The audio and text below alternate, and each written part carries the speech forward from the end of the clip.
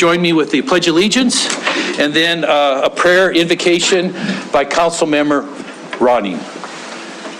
I pledge allegiance to the flag of the United States of America and to the republic for which it stands, one nation, under God, indivisible, with liberty and justice for all.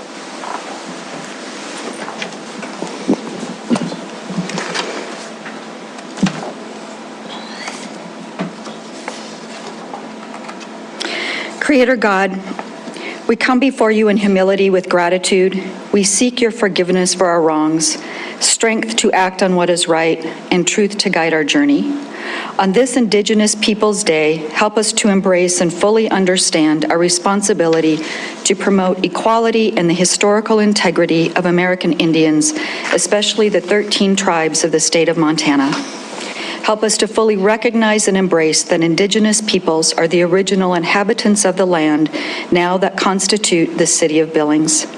Creator God, help us to fully recognize and promote the fact that Billings is built upon the homelands and villages and traditional use areas of the Crow, Northern Cheyenne, Sioux, and Blackfeet people of this region.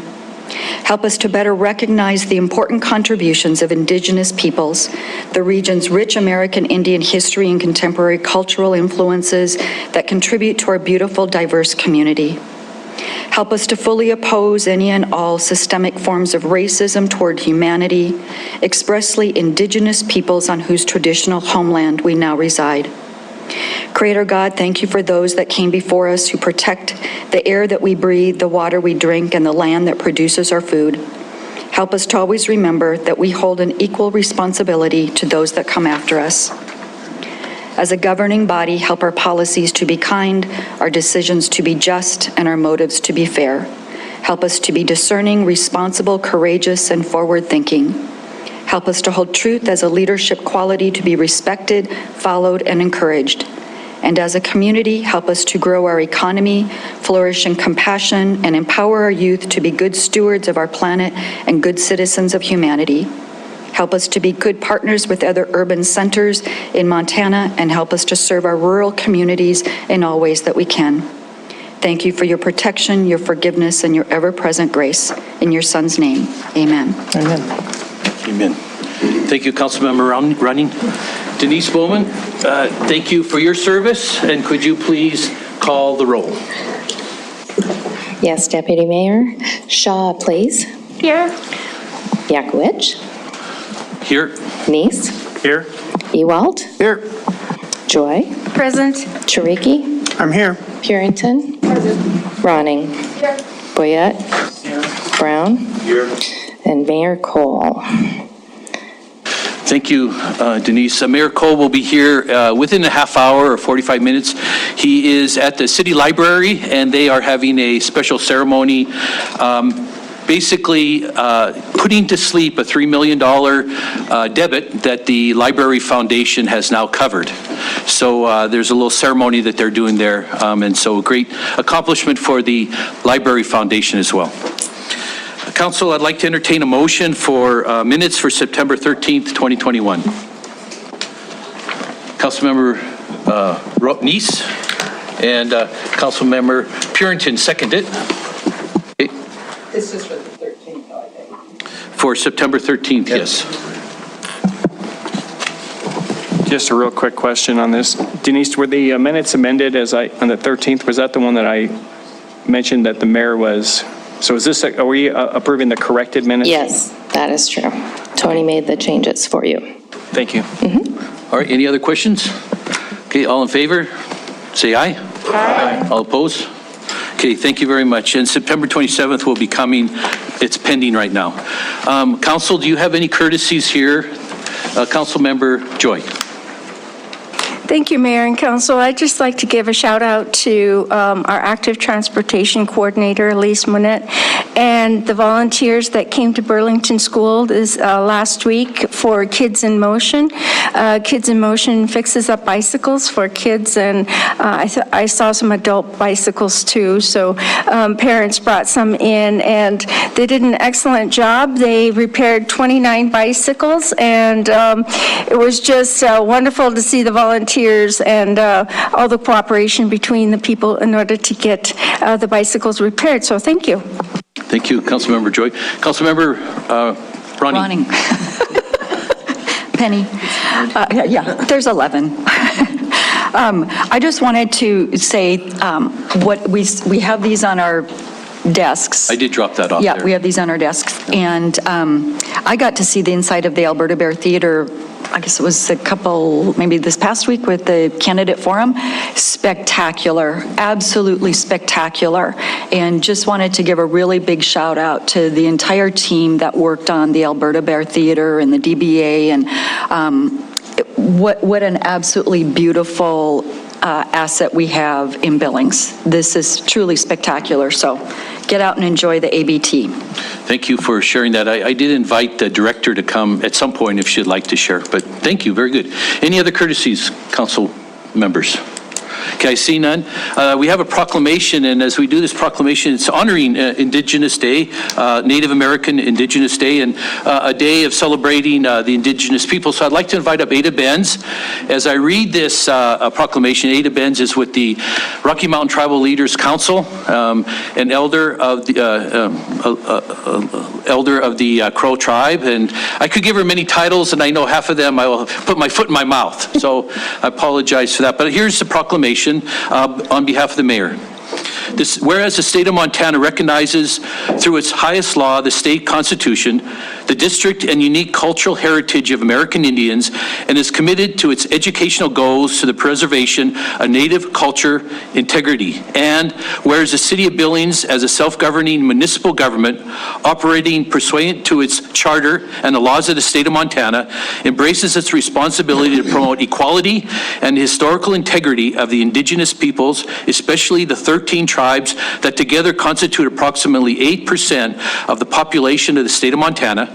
And whereas the city recognizes that Indigenous peoples are the original stewards from time immemorial of the land underlying the city of Billings, that over the ages has been the homeland and traditional use area of the Crow, Northern Cheyenne, Sioux, Blackfeet, and other Native people of this region. Whereas the city recognizes the important contributions of Indigenous people, the region's rich Indigenous history, and the contemporary culture, political, and economic influences that contribute to our diverse community, and whereas the city opposes any and all forms of oppression, including those directed toward Indigenous people who, through history, have been harmed by policies aimed at forced assimilation and cultural suppression, and whereas on this day, October 11th, 2021, the city of Billings recognizes, commemorates, and celebrates the contributions and resilience of all Native peoples. Now, therefore, I, William A. Cole, Mayor of Billings, Montana, do hereby proclaim that the city of Billings supports the contributions of American Indians in our community, economy, and rich Western culture by observing and celebrating Indigenous people this second Monday of October. William A. Cole. Ada, welcome, and we'd like to invite you to share a few words and receive our proclamation. Kaha, itchik, bom, balasha, ischitchivishkok, Bishitchik, Birigosbagarak, Ashpichikagawok, Bashti Malasha, Ada Bensuk. In our proper cultural protocol of the Apsaloga Crow people, when I come before an audience, I have to introduce myself in our cultural way. My Crow name is Tobacco Woman. I am part of the Big Lodge clan, born into my mother's clan. I am a child of my father's clan on the paternal. I come from the Valley of the Chiefs, Lodgegrass, Montana. I currently work for Rocky Mountain Tribal Leaders Council here in Billings, Montana. It's located in the Rocky Mountain Bank, 3rd floor. The Rocky Mountain Tribal Leaders works with Montana, Wyoming, and Idaho tribes within our region, specifically with all the 7 tribes in the 5 urban areas in the state of Montana. We provide a lot of cultural strength, epicenter, data, health is our most important part that we do outreach. And in doing that, they collaborated with the Pretty Shield Foundation. Pretty Shield Foundation is representative of the late Alma Snell and her husband Bill Sr. And they brought together other organizations as part of the healing process, that because we all came under the pandemic for the last couple years, and it's been really challenging for all of us. And in doing so, they decided to set up the teepees on the rims, at the rimrock rims. The style of the teepee that you saw up there on the rims was the Crow style. There's many different tribes, diversities, many languages, and as you had the opportunity to go up there, what they did was they set it up in order to bring healing, to bring peace, to reach out, and was open for anybody that would like to come. And people then started coming up and they took pictures, then all of a sudden they started bringing rocks of their loved ones who had passed away through either COVID or other, losses that they had. And they put the name of their loved ones right on the outside of the teepees. And it grew and grew and grew and grew. And now if you go up there, you'll see teepee rings from everywhere, all over the United States.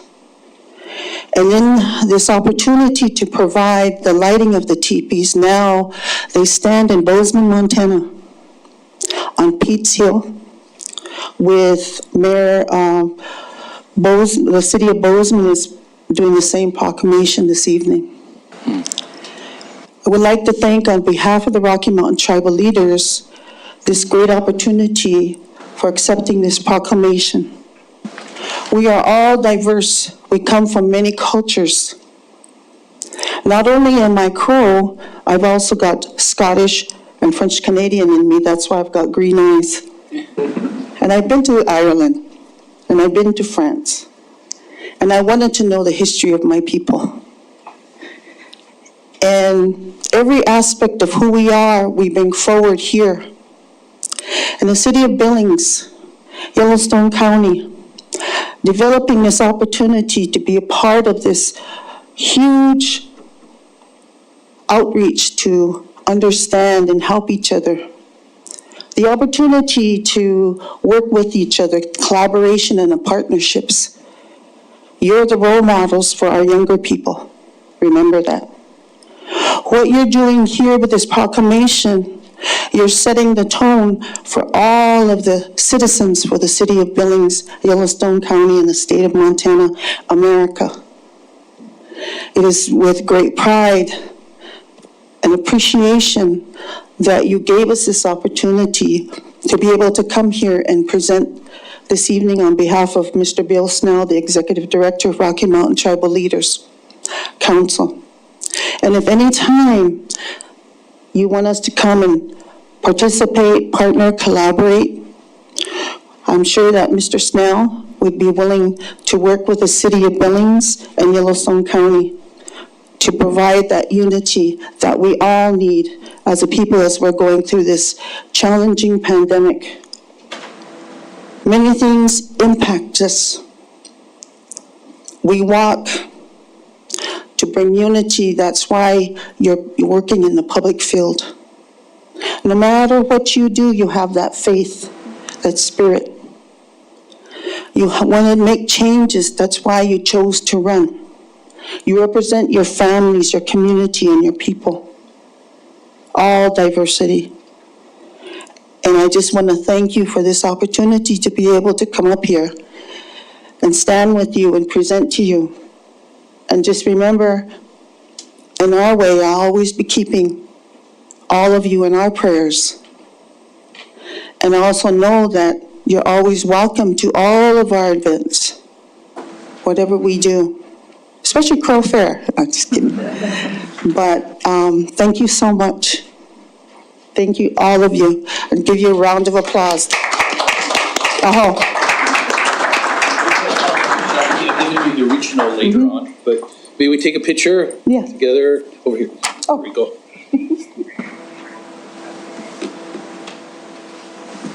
Thank you. Great, thank you, Council, for that, and also, Mr. Kapolsky, you're on deck. On deck? You're on deck. Not yet. Oh, Council reports. Shoot, okay. That's why I'm only the deputy mayor. Okay.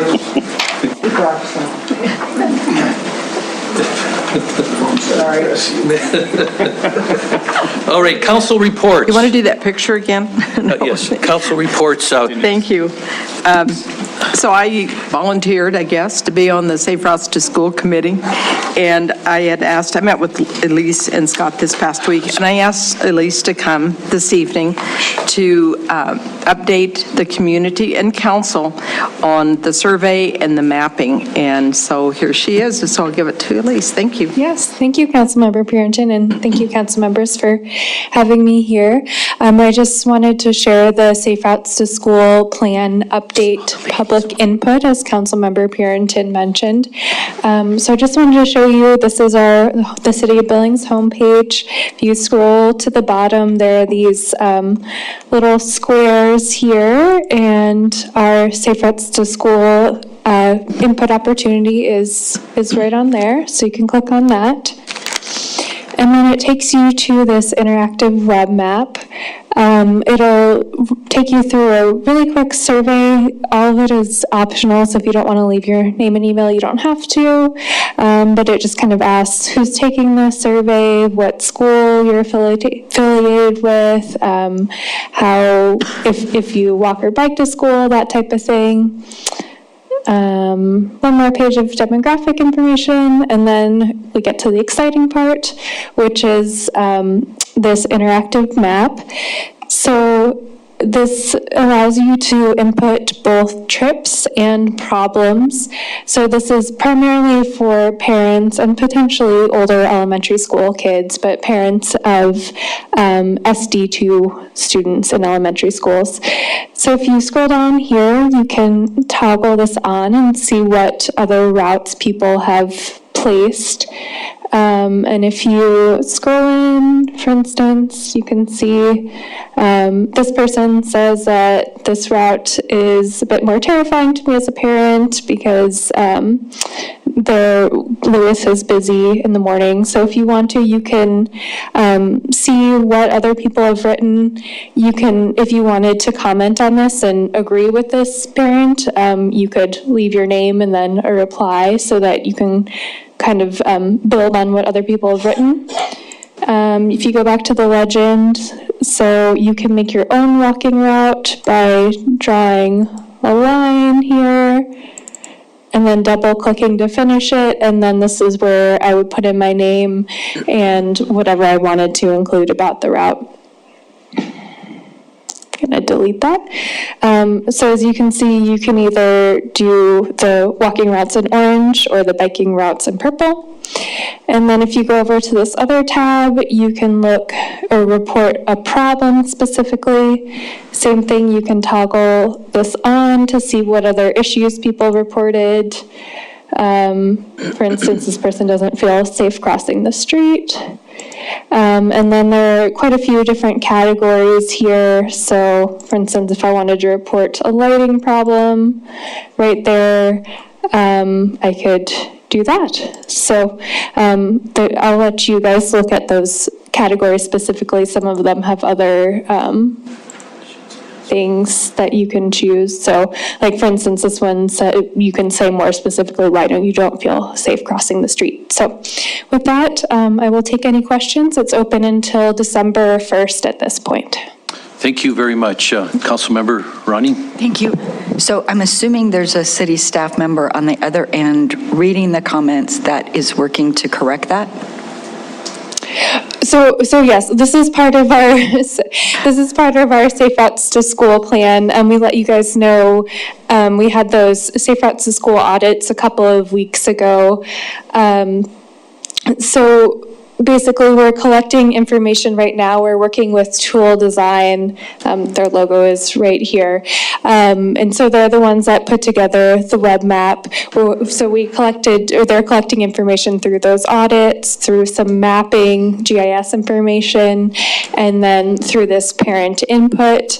We'll put it all together, create a list of potential projects, and then figure out how to prioritize those projects, and then put it into a plan that should be ready early spring, summer sometime. So, yeah. Thank you. That makes sense now. Yeah, thank you. Thank you, Elise. Councilmember? Just one more thing to add, Elise, I think you had mentioned too that you were sending off this information to all the elementary schools within School District 2. Yes, that's correct, Councilmember Purinton. So last week, I, with some help from the planning staff, counted out packets of 25 of over 7,200 papers. It was quite the task, and I sent them out to all the schools, and I have confirmation that some of the parents have received those. So every elementary schooler should have gone home with a flyer about this information.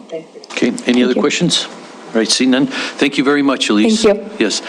Any other council reports, committee reports?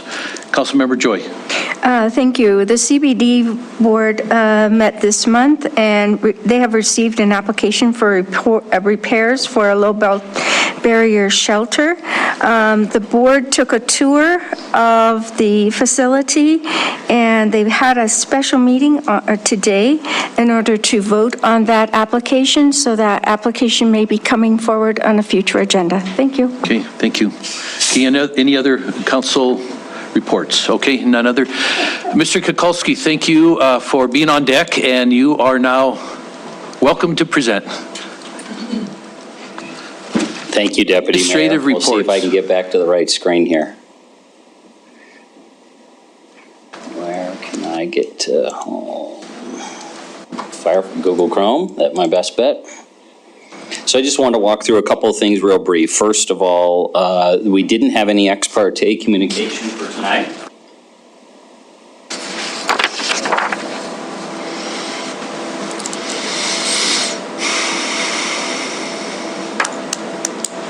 But so that first up, second up, want a reminder that on our website, you do have some information, scroll down, relative to our marijuana regulations forum that's coming up this Wednesday at the public library at 5:30. So those who want to participate there, we did send direct emails out to entities who have provided email addresses of folks who have testified either at the planning board or here previously, so that they've got that invite. Third, I wanted to touch base with the public safety mill levy. This week, ballots do go out. If you do go to billingsmt.gov, we've been directing folks, there's 3 different slots, either up there, Public Safety Levy 2021, or a little bit larger as you scroll down here is Public Safety. Click on any of those, it's going to take you to that same spot. Discussions. This is the handout we've been giving throughout the community. They can watch a video link of roughly a half an hour. Actually, it's probably closer to 45 minutes because it's one of the library presentations, some Q&A. They also can work with us to schedule presentations. They can follow the process here of putting in their own taxable value, and it will calculate to the penny what this assessment would cost them as a homeowner. So again, just wanted to remind folks as we get closer, and I would anticipate based on last year that the overwhelming majority of citizens in Billings will have these in their mailboxes this Thursday. They get mailed on Wednesday, and they must be in the elections office by on election day in order to be counted. They can't be postmarked. They must be turned in. So that's the third. And then the last item I want to touch base on is I want to give you just a little bit of a high-level review of what's to come in a conversation that formalized just over the past few weeks, and there's still it's formalizing, maybe that's better said, and that is between the state of Montana, Yellowstone County, and the city.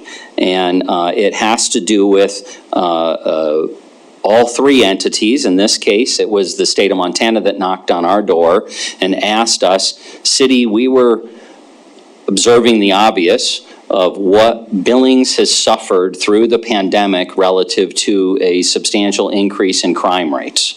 And that the ask from the state of Montana was if they were willing to put $2 million on the table, Would the county be willing to put $1 million of investment in, and the city be willing to put $1 million of investment in to help impact this huge spike that we've seen?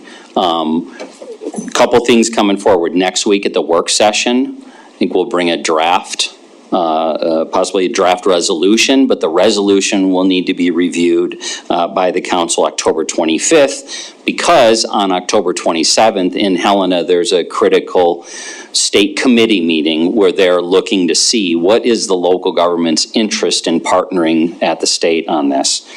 One point I want to get clear, at least in the dialogue thus far, this has not been an idea of the city receiving a grant or the county receiving a grant or the state receiving a grant. In essence, are the three entities willing to make a commitment to invest their own dollars, 1 million city, 1 million county, 2 million state, collaborating those efforts, paying for their own components of the criminal justice system to try to have a positive impact on what has otherwise been a very negative last 12, 18 months on crime. So again, I realize it's very high level. I think it's clear to understand, again, this is not a grant we will be applying for. If we make this commitment, it is contingent on us investing in our own criminal justice components, them making commitments to invest in theirs, all of which to leverage what I see at a high level as your city administrator is $1 million from us nets us 3 more additional $1 million, 1 from the county and 2 from the state. So much more detail to come. We'll be communicating more with the state this week as well as the county as we move forward. So I think it's good news. I think it's good timing. I hope what our citizens see out there is we are working not only with our own public safety levy conversation to take care of our own responsibilities, but we're also working with the state of Montana and our regional partners at the county to have them help us in this effort too. That's it for my administrative report. Thank you, Deputy Mayor. City Administrator. Questions? Mr. Ewald. Thank you, Honorable Deputy Mayor. Is this a Billings deal itself, or is this a statewide with all cities getting the same $2 million from the state? So the conversation, I actually got to have this conversation, be it a brief one, with both Attorney General Knudsen and Governor Gianforte. The idea is that whatever program we end up putting together here, they, as a state, have to be willing to replicate it in components elsewhere in Montana.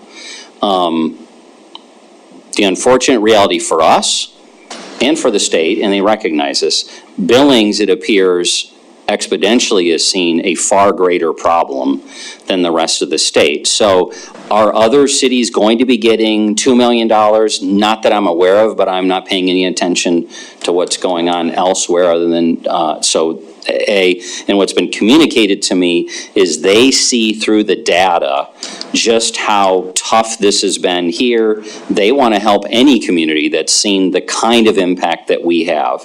I think we're the only ones who are suffering this heavy of an impact. Okay, follow up? Yes, please.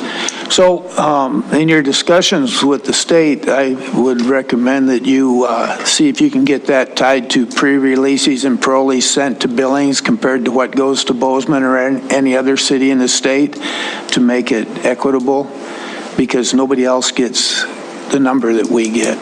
Certainly one of the issues that we know is on our table, part of these discussions is how, this is one-time money. This is probably important to point out. They would need to be expended over the next 3 years. So this is not a per year. This is a one-time shot of dollars, 3 years to spend it. And from my perspective, yeah, we want to have something measurable in the end that hopefully proves, or we learn, what it is that the state needs to continue to do to have a positive impact on crime in Billings with their $2 million. How does the county spend its $1 million to make a positive impact, and how are we spending ours? So I think the idea is to ultimately leverage each other long-term if we can. But right now, this is just about an injection to help deal with the consequences of the pandemic. All right, thank you. Mr. Neese. Thank you, Deputy Mayor. Chris, thanks for bringing that up, because I was going to ask that whether it was just a year, a million a year, or if it was just 1 million, and then you said it goes on for 3 years. We had, what the state was originally approached it on, I want to be careful that nobody has put in writing, this is exactly how this is going to work. And with a lot of elected officials, from the governor's office to you sitting here, everybody can get involved and want to be very specific. So it's been made clear to me, please don't say what's been committed, because there haven't been commitments. But again, the notion is there'd be $4 million, each of us staying in our own lanes, and we would need to spend the money or make the investment spent over a 3-year period, which is tied to the original ARPA funds concept. Okay, follow up? Okay. Yeah, so my question was, as far as, you mentioned about the results. When this is brought to us, will we know what these measurable results are going to be so that we can determine that if this program is successful or not? When we bring it to you for your approval on the 25th of October, I doubt it. I have to have the packet for the 25th out within days. So this, I doubt we'll have it worked out to that level of detail. I think the first commitment will be what is the city saying it's going to spend its million on? What's the county saying it's going to spend its million? And what's the state saying it's going to spend its 2? And all three of us basically believing conceptually that's what's going to make a difference. Okay, thank you. Any other questions? Councilmember Ronnie. Thank you. Sorry. Yeah, I think this is awesome, and if you're looking for council comments or something like that, this is the first time we've really seen state and city working together on this issue, and we've basically been begging for this for quite some time. So I think it's fantastic. I think it's wonderful, and hopefully this will really make an impact, because if we've all been paying attention to the bills we're paying, a couple months ago, the city paid for 22 sexual assault nurse exams. A few weeks ago, it came to us that we paid for 6, and tonight we're paying for 9. These are sexual assaults and rapes that are happening right here in our community on a continuous basis. And they don't always get the press that a murder does, but they are by far more pervasive. So anything and every help we can get, I'm all for it. So thank you. Okay, thank you. Any other questions? None? Any other questions before Mr. Ewald? Okay, Mr. Ewald? Thank you, Deputy Mayor. Have you put any thought into the fact that we should kind of approach this a little bit of parity with the rest of the citizens or residents of Yellowstone County? Because the city already pays 60% of Yellowstone County's general fund, and so if we each put in $1 million, that means we're putting in $1.6 million. And the rest of the county puts in $0.4 million. If the county put in all $2 million, Yellowstone, or the city residents would actually be putting in $1.2 million, which to me is way more equitable than us doing the $1 million and them doing the $1 million. So, Mr. Kukowski, would you like to answer that? I absolutely recognize the fact that we're 60+% of the tax base for Yellowstone County. I think in this, what we have been discussing with the governor's office, the attorney general's office approaching us, I think this is not time, honestly, to get into nitpicking between what should the city's pieces be or the county's pieces be. We're asking our citizens to consider a $7.1 million annual investment into making this community safer. So I see the opportunity as it's $1 million to $3 million. And yes, your point about us contributing the lion's share of the 60% or the lion's share of the county is always the case. I think the key is, what is the county going to be doing in its responsibilities? What's the city going to be doing in squarely its responsibilities? And what will the state be doing, all to hopefully have, not hopefully, but to have the maximum opportunity to have a positive impact on the scourge that we've been experiencing. I met with a previous city, I wasn't here last week because a few of the city managers were together in Great Falls. I guess I was grateful to hear no other city is seeing what we're seeing. Good for them. But we're seeing significantly higher impacts on crime. Right. And I applaud the state for wanting to partner and leverage local governments. Okay. Thanks. All right, any other comments? Good comments, actually. I appreciate what's being said. It's thought-provoking. Mr. Ewald, you have a very good point, and so not to disregard it at all. All right, now is the time for public comment. So you are welcome to speak for 3 minutes on any items 1, which is the agenda, as well as number 3. That is on Stillwater, approval of the Stillwater. You are welcome to come up for public comment on agenda items 1 and 3. I see no one. Okay. Okay. Too quick on the draw. Yep. Good evening, Council, Deputy Mayor, Dave Goodrich, 129 Avenue D. I want to speak in support of an upcoming initiative that Councilmember Ronning is going to be putting on the table at the end. In full support of cracking open the charter. And let's see if we got what we have works for what we have, or if we need to do something a little bit different. And as no surprise, I'll use the rest of my 3 minutes to talk about Stillwater. I was ready to put it to bed. Watching last week's work session put some concerns on me, though, around numbers. The question about what happens if we buy this building, we move forward with our $29 million project, and mill levy doesn't pass. What I heard, I'm certainly paraphrasing, was we're going to be really lean.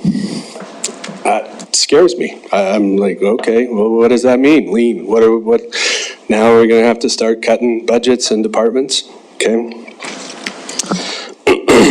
The other thing that I heard that kind of bothered me, I don't like hearing that clients of mine, I work in commercial real estate, I'm a commercial real estate broker. I don't like hearing that clients of mine in the private sector that are paying property taxes are now going to be competing with the city. There are lots of government agencies, city, state, federal, that lease from private property owners in our city. If the city is now not necessarily even chasing after those tenants, which I hope they wouldn't do, but even if they're dangling the apple, hey, come on over, be here with us. That seems to kind of go against everything about a property tax revenue state that we are. We own buildings, we pay property tax on them, and some of these guys need tenants in there. But so that concerned me. The last thing I would say is if all the times you guys have heard me up here harping about this, I haven't done any good on that, fine. Here's the last thing I would say. At least make this offer contingent on the mill levy passing. It's a one-sentence thing that could be added into the buy-sell. On an addendum, contingent on the mill levy passing. You can still have discussion. If the mill levy doesn't pass, you can still have discussion going forward about how to continue to try to buy the Stillwater. But at least we know that if the mill levy doesn't pass, we're going to talk about going forward with this purchase. Thanks for your time. Thank you, Mr. Goodrich.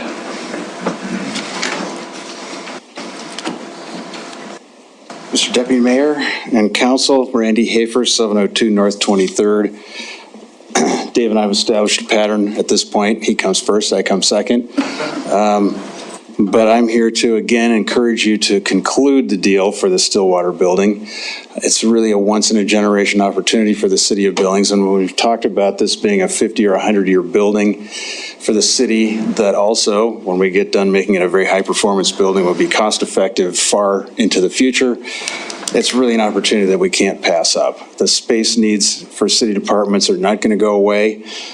Delaying is likely to, at some point, scotch the whole deal and we're starting over again. And those costs will be significantly higher. So I'm hoping that you tonight will vote in favor of moving this process forward and concluding the purchase of the property so that I don't have to come here on Mondays anymore, for a while anyway. So, thank you. Thank you, Mr. Hafer. All right, any other public discussion, public comment? Any other public comment? Any other public comment? Public comment is closed. Thank you for those who shared. Now I'd like to turn on to separations. Council, any separations? Councilmember Purington. Thank you. I would like to separate A1, 1A1, 1C, and 1E. All right. Any other separations? Councilmember Brown. Good to see you over there. Thank you, sir. I will be abstaining from 1K2. Why is that, Mr. Brown? My employer is a recipient of payments. Thank you. Okay. Any other separations? Any other separations? No? Okay, I'd like to entertain a motion. Councilmember Boyette. Thank you, sir. I move we approve the consent agenda items except for 1A1, 1C, 1E, and 1K2. Second. Okay, Councilmember Shaw, who seconded it? Any discussion on any of those? Okay, Councilmember Ewald. Thank you, Deputy Mayor. I got a question on the residential snow plowing. If we got somebody that can help me out there. We'll give it a crack. What's your question, Councilmember Ewald? Okay, I would like to know how much is left in the bank from last year's residential snow plowing time, because we didn't have snow last year. I think we plowed one time. Councilmember Ewald, I would have to verify. I think there was close to 300,000, but I'd have to go back and look. And what that does is that decreases the amount of increases that we would need in street maintenance district fees. So that was already calculated into that rate increase, those savings. When we did budget. Follow-up? Follow-up, One please. follow-up, okay. Oh, thanks. So that was done at budget time? Councilmember Ewald, that was when we approved the street maintenance district fee resolution, which I think was at that June meeting. Okay, so I get, is this still a follow-up, or can I still be on the second? Sure. So was this brought to our attention that the actual residential snow plowing has been decreased this much? Councilmember Ewald, I remember it being a discussion in which we talked about that we have increases in the rest of street maintenance districts, but we did have that offsetting decrease, which limited the amount that we needed to ask for an increase. So it's all the same district, right? Everything that goes into street maintenance district 2, including the residential plowing. So it offset the increases that we needed. Okay, it's kind of confused. Getting one more. I just got one, promise. Okay, one more. Okay, now I forgot what it was. We can come back to you. Okay, yeah, if you would. You can come back. I mean, I just want to give everyone a couple questions and then we move on. So Councilmember Rounding. Thank you. While you're here, Jennifer, I just want to clarify, because it's such a good value for snow plowing. I think that it is it $6.22 that a resident pays for 1 month, or can you clarify that? Yes, Councilmember Ronning, it is $6.22 per year is what the average resident. Per year. That's value. Thank you. Okay, any other question for this topic? Okay, Councilmember Neese. Councilmember Boyette, okay, Councilmember Neese. Thank you, Deputy Mayor. Hey, Jennifer, when I was reading through this, the bid said that you provide those, the gates if they want those. And I know that's been a complaint with a lot of residents about getting their driveways plowed in. I'm assuming these gates drop, they catches the snow and then doesn't plow in the driveways. Can we really make sure that these, whether they want them or not, they actually utilize them so they're not plowing in residents' driveways and sidewalks and corners and things like that? Councilmember Neese, they're absolutely going to have them on all of them. So it's not an option to have the gates or not. There have been some instances where they have not, the operator hasn't been as good as others with using them. Most of the time when they're leaving snow in front of the driveway, it's when we have, a 12 inches of snow out there and there's just nowhere else for that snow to go. Okay, thank you. Mr. On this topic here. Okay, yep. Last question. One last question. Okay. So, like last year when they plowed the west end, Billings got a whole bunch of snow. We're 15 miles from the west end up in the heights. We had like 3 inches of snow, and they came through anyway and plowed, and there was nothing to plow by the time they came there. So does somebody drive around and say, this isn't a blanket policy? If there's nothing to plow, we won't plow, because that would save money for the next big snowstorm if we get it? Councilmember Ewalt, yes, they do look at that, and obviously we always start in the next zone after we left off, and we always get complaints both ways. Some people expect us to come through with just a couple inches of snow, and then others are happy that we stop the plowing. So there's always those calls. We never make anybody happy, but we try to do our best with those decisions. All right, thank you.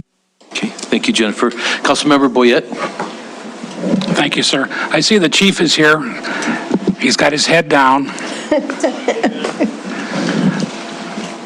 I would like to ask the chief a question. Yes. Okay, chief. I noticed that we get $100,000 from the Homeland Security grant for the Billings Department Bomb Squad. Can you just fill us in on that wonderful grant?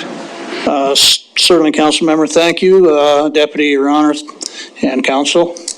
I like that title, Deputy, Your Honor. For your honor. For the 11th year, we have been beneficiaries of some Homeland Security money from the state of Montana. We use that specifically to support our bomb squad and their operation. We are a regional team responsible for everything in the eastern part of the state. We have enough equipment and personnel per standards to handle 2 incidents at the same time. And that is an expensive undertaking. So the $100,000 that we get goes to replace equipment, buy new equipment, and send our officers to training. Thank you. Thank you, chief. Thank you for your service. Thank you. Okay, Councilmember Chiriki. There's 9 kids in my family. My mom would go down the list, You know how that goes. We have a bigger family here. Councilmember Chiriki. I was the oldest, so, I never actually saw that happen. On item 1B1, the police shooting range improvements, this is actually more of a finance question. I see that the money is coming from the drug forfeiture funds. Would it be possible for us to get a report of what that fund has looked like over the last few years? How much money has been going in, going out? I'm just kind of curious to see how much of that is actually continuing to happen after the legislature changed the rules on it 3 years ago, I guess. Councilmember Chiriki, Deputy Mayor and Council will gladly put something in this week's weekly report that just tells you what's been going on in that fund the last several years. Thank you. Okay, thank you. Councilmember Ronning. Thank you. So I heard fire didn't want to come up, so of course I'm going to ask them to come up. Who would you like to invite up? Yeah, well, any one of them that would like to come up and speak can come up and speak. Oh yes, the one who didn't want to come up. Poor guy. Just like what Councilmember Boyette was sharing, so the fire department also got a really nice grant, and not quite as nice as the police department, but still pretty good. Yeah. Not quite. Yeah, not quite. But it's a serious one. Yep, and I had the privilege to spend 10 and a half hours with Station 1 this past week, in which we were sent to a hazardous materials call, which was a big bust of fentanyl. Yeah, exactly. And it was serious. And so seeing this grant, could you share a little bit more about what this will be used for? Yeah, Deputy Mayor, Council, City Administration. Good evening. Yeah, so basically this is funding $40,000 for 2 years of sustainment for the regional hazmat team. And what we do with that is kind of consumable supplies, PPE, suits, our gas monitoring equipment. You know, they have sensors and batteries that we all have to replace. And anything with the word hazardous materials associated with it gets pretty expensive. So yeah, we value the grant and we put it to good use. Thank you. Yep, thank you. Thank you. Would you like to just introduce your group here? I will. Captain Rick Schauer from Station 5 tonight. I have Engineer George Richards and Firefighter Michael Cassou. Okay, thank you. And is there a question? No. Okay, thank you very much, and thank you for your service too. Yep. All right, Council, any other questions? I see none. So the motion's made to accept those that were not taken off. All in favor, say aye. Aye. All opposed, say no. All right, we'll go to number one. Councilmember Purington, you have the floor. Thank you. And I don't know, this may be just a moot point at this point because the mayor isn't here, but I noticed on the Zoning Commission, David Goss applied for that, and he has quite a lengthy resume in zoning and just other government agencies. So in doing some of these commissions, I always get a little concerned as to the direction of some of the people that go onto those commissions. I know when I served on the Human Relations Commission, it was, you know, the mayor tried to kind of divide it up a little bit as to someone that was, whether they were having, well, like I know they wanted to get someone that was Native. They wanted to get someone from the LGBT community. They wanted to get someone that was more conservative. And I don't know how those commissions are focused, I guess, is my biggest thing. And so without the mayor being here, that might be a moot point, because I know that, you know, they'll probably be approved, but would you like to make a motion at all? Well, I think with the mayor not being here to address it, it probably is a moot point. Okay, Councilmember Neese. I make a motion to approve item 1A1. Councilmember Boyett, second. Okay, any discussion on that? Okay, all in favor, say aye. Aye. All opposed, no. Okay, then on 1C, the media marketing consultant contract with Public Works, Jennifer and I've been on and off the computer today with that. I was concerned with the RFP process, and I think I had mentioned this to Chris as well. With council not getting more information with the other RFPs, it's kind of hard for me to approve one when it was really difficult to see the amount of work that they were going to do, for one thing. And it looked to me like most of that was still digital or email, well, digital, a component, that the print component was going to be separate out of that $130. So I'm just, 130,000, thank you. And then I also wasn't certain, because you said your committee, well, I didn't know who the committee was. I don't know if it's the committee has a background or someone on that committee has a background in digital marketing, because it looked to me like most of it was digital marketing. Councilmember Purington, do you have one question? That's pretty much it, is, you know, I don't think we got enough information to see the RFPs. I don't think that we got enough information on who the committee was and that selection of, I mean, it hasn't anything to do with Lee Enterprises. I'm just kind of concerned. I don't know, that may not be for Jennifer. It may be more for Chris. Okay, Chris. I can start here, Councilmember Purington. First, our RFPs always have a clause in them that we're not going to release any of the RFP proposal information until after the council award. At that time, they are public information. The committee consisted of myself, our communications coordinator, who has been highly involved in the media marketing prior with Q2, and then two other individuals from Public Works. One is Louis Angles, who's the water quality manager and has been quite involved with some of our campaigns. And the other one is from our strategic planning committee, in which we have a strategic planning effort in Public Works for communications, both internal and external, and so she has been part of that. So that's who makes up the committee. And as far as the rest of it, we actually control what we want the Gazette and Amplified to do. So it may be a campaign that is video production that goes on YouTube. It may be a campaign that's better suited for email, social media, websites, but we can control that. They will help guide us as to their experience, as to what each type of campaign is best suited for, but ultimately it's our controlling of those dollars that we spend. And the print, if we do go to print, with some of these campaigns, that will come out of the $130,000 as well. So it's all included. It does, okay. Okay. Very good. Okay, Councilmember Ronnie?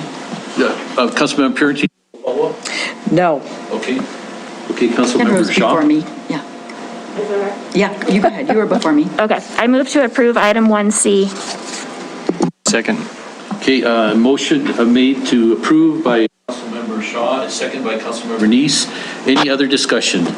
Councilmember Ronning, and then Neese, and then Ewell. I actually had a question for Jennifer. So I had a similar question to what Councilmember Purinton did in email today, and Debbie forwarded me your email. So I know who Lee Enterprises is. I don't know who Amplified is. Who's Amplified? So Lee Enterprises owns Amplified. What I did not know until they submitted this time was that the Gazette is far more than just print. They have a whole digital arena, and Amplified is in that. So we have access to what they do on a national level through this contract. And Amplified is just part of that. Okay, thank you. Okay, Councilmember Neese. Thank you, Deputy Mayor.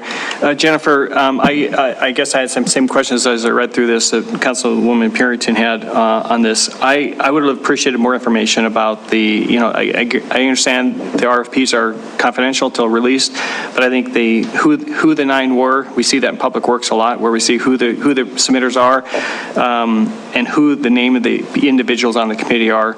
So if we have any questions or what department, and it helps us as we read through that. So I would appreciate in the future that we'd have a little bit more information about this. I think it would avoid us having to separate them out and move on, but thank you. Okay, noted. Okay, just Councilmember Ewell? Thank you, Deputy Mayor. For Jennifer? Yes, for Jennifer, I think. So we don't have a marketing consultant now as per se, or do we? So currently we had a contract with Q2 Scripts, and that was our media marketing consultant. Okay, so is this going to be more improved so that, I've been fielding a lot of questions on, nobody told us that the loose garbage pickup was ceasing, and it's only going to be once a month, and so my explanation to them is it's a labor issue mostly because we can't hire enough people, but they had no idea that was going on. So will this kind of smooth things over and make it more informative to everybody, or will we still be getting these same types of complaints? Councilmember Ewalt, we're always trying to improve communications. There could be misses in the future where we don't quite get the information out there that we need, but our hope is to eliminate some of this, some of the rollout of the garbage changes could have gone better for sure, and we're hoping to improve that in the future. Thank you. All right, thank you, Jennifer. Any other questions? Okay, and this was a Public Works Department Media Marketing Consultant Service Agreement that we had a discussion on. All in favor, say aye. Aye. All opposed, say no. Okay, unanimously. All right, one other one, Councilmember Purinton. Yes, and I'm going to move to approve 1E. I was doing some emails back and forth with Kevin. He got them all answered for me, and I appreciate that. So I would like to make a motion to approve 1E. Second. Okay, you made a motion to approve item E, okay, and Councilmember Neese seconded.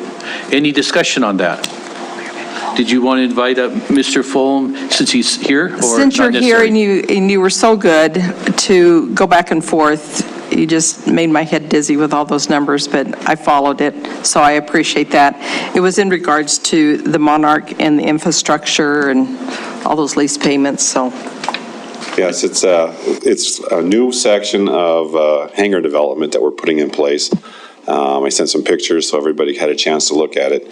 One of the things we do not have enough room for right now are the large hangars, the 100 by something, 100 by 120, which is what this one's going to be.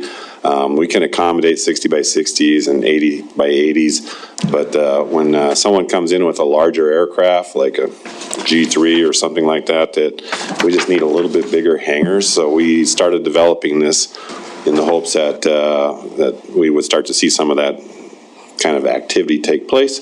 There's a lot of it taking place in Bozeman right now, and so we didn't want to not have a spot for that in the event someone said, hey, I need a large hangar. So we can put 4 of those size hangars in this section. We're going to expand to the other side here during, I think it's in this year's budget.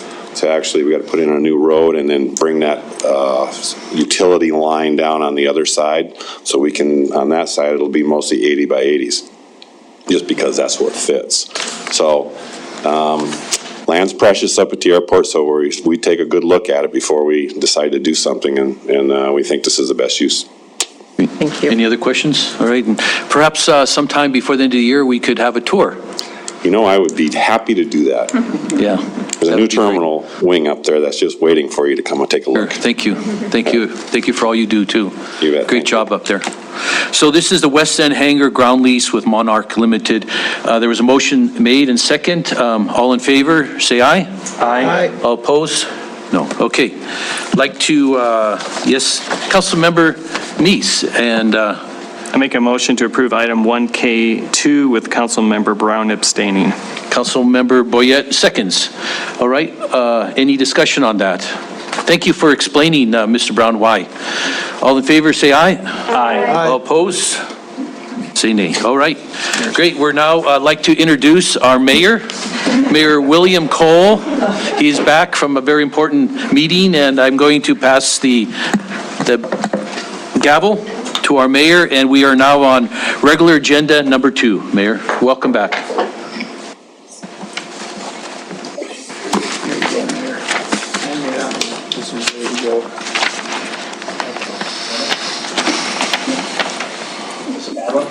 I don't know, it just takes a long time to start. It's going back and forth. Red green Christmas. Thank you, Councilmember and Deputy Mayor Yakowicz. I caught a lot of discussion out in the hallway there, so thanks, Council. I apologize for being late. Event at the Public Library, kind of a big event. This was the celebration of the Library Foundation's payoff of its obligation to the city of a total of $5 million of fundraising the Library Foundation did to build the new library. So it's been a great success at the library because of all of that private buy-in and contributions, and the city staff's renegotiation or refinancing of the bonds that saved the taxpayers $1.36 million just a couple weeks ago. So all good. Thank you very much. Item number 2 is where we're at then. Denise, would you read item number 2? Yes, Mayor. Public hearing and second final reading ordinance for zone change 998, a zone change for a new mixed residential planned neighborhood development. Zone change consisting of N3, N2, N1, NX1, and Public 1 zone districts on a recently annexed 53.45 acre parcel south of Rimrock Road, west of 54th Street West and east of 58th Street West, annexation 21-10. Dan Wells, also doing business as Regal Land Development, Inc., is the owner. Zoning Commission recommends approval and adoption of the 10 criteria. Action this evening is approval or disapproval of the Zoning Commission recommendation. Do we have a presentation? Looks like Wyeth. Wyeth, all yours. Yes, thank you, Mayor and Council. Good evening. Yes, I'm going to give the presentation. Nicole Cromwell actually is on the Zoom, but hopefully we can move quickly through this presentation. So this, as the clerk Denise said, this is a planned neighborhood development, one of the second ones that the council has been considering through our new zoning code process, and the council did adopt this planned neighborhood development zone change on first reading on September 27th at your regular meeting.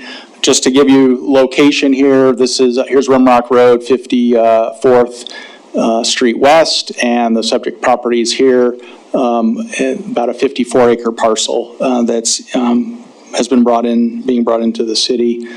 Just give you an aerial of with it undeveloped. You can see the new meeting, relatively new, I guess now, meeting house for the LDS Church, and then Rimrock Road. These properties are residential in the county in that area, and this is the property that's being rezoned. And then showing you that with that planned neighborhood development layout, the mix of zoning, there's some N3, some N2 and N1, and then some NX1, and then also as part of that, some P1 for the open space with this property layout. And this will be coming along with a subdivision to follow in that area. And then you can see, again, 54th Street West here, the Highline Canal in that area, but that's the PND layout. And the Zoning Commission did make recommendation for approval. As I said, you conducted first reading on the 27th, and the Commission in their recommendation found that the proposal did meet with the 10 criteria for zone changes. So with that, I'll be happy to try and answer any questions if you have any. Thank you. Council, are there any questions for Wyeth before we go to public hearing? This is a public hearing item. Any questions for Wyeth or Nicole or any other staff member? Not seeing any. Thank you, Wyeth. At this time, then, we'll open the public hearing on item number 2, second reading on zone change 998.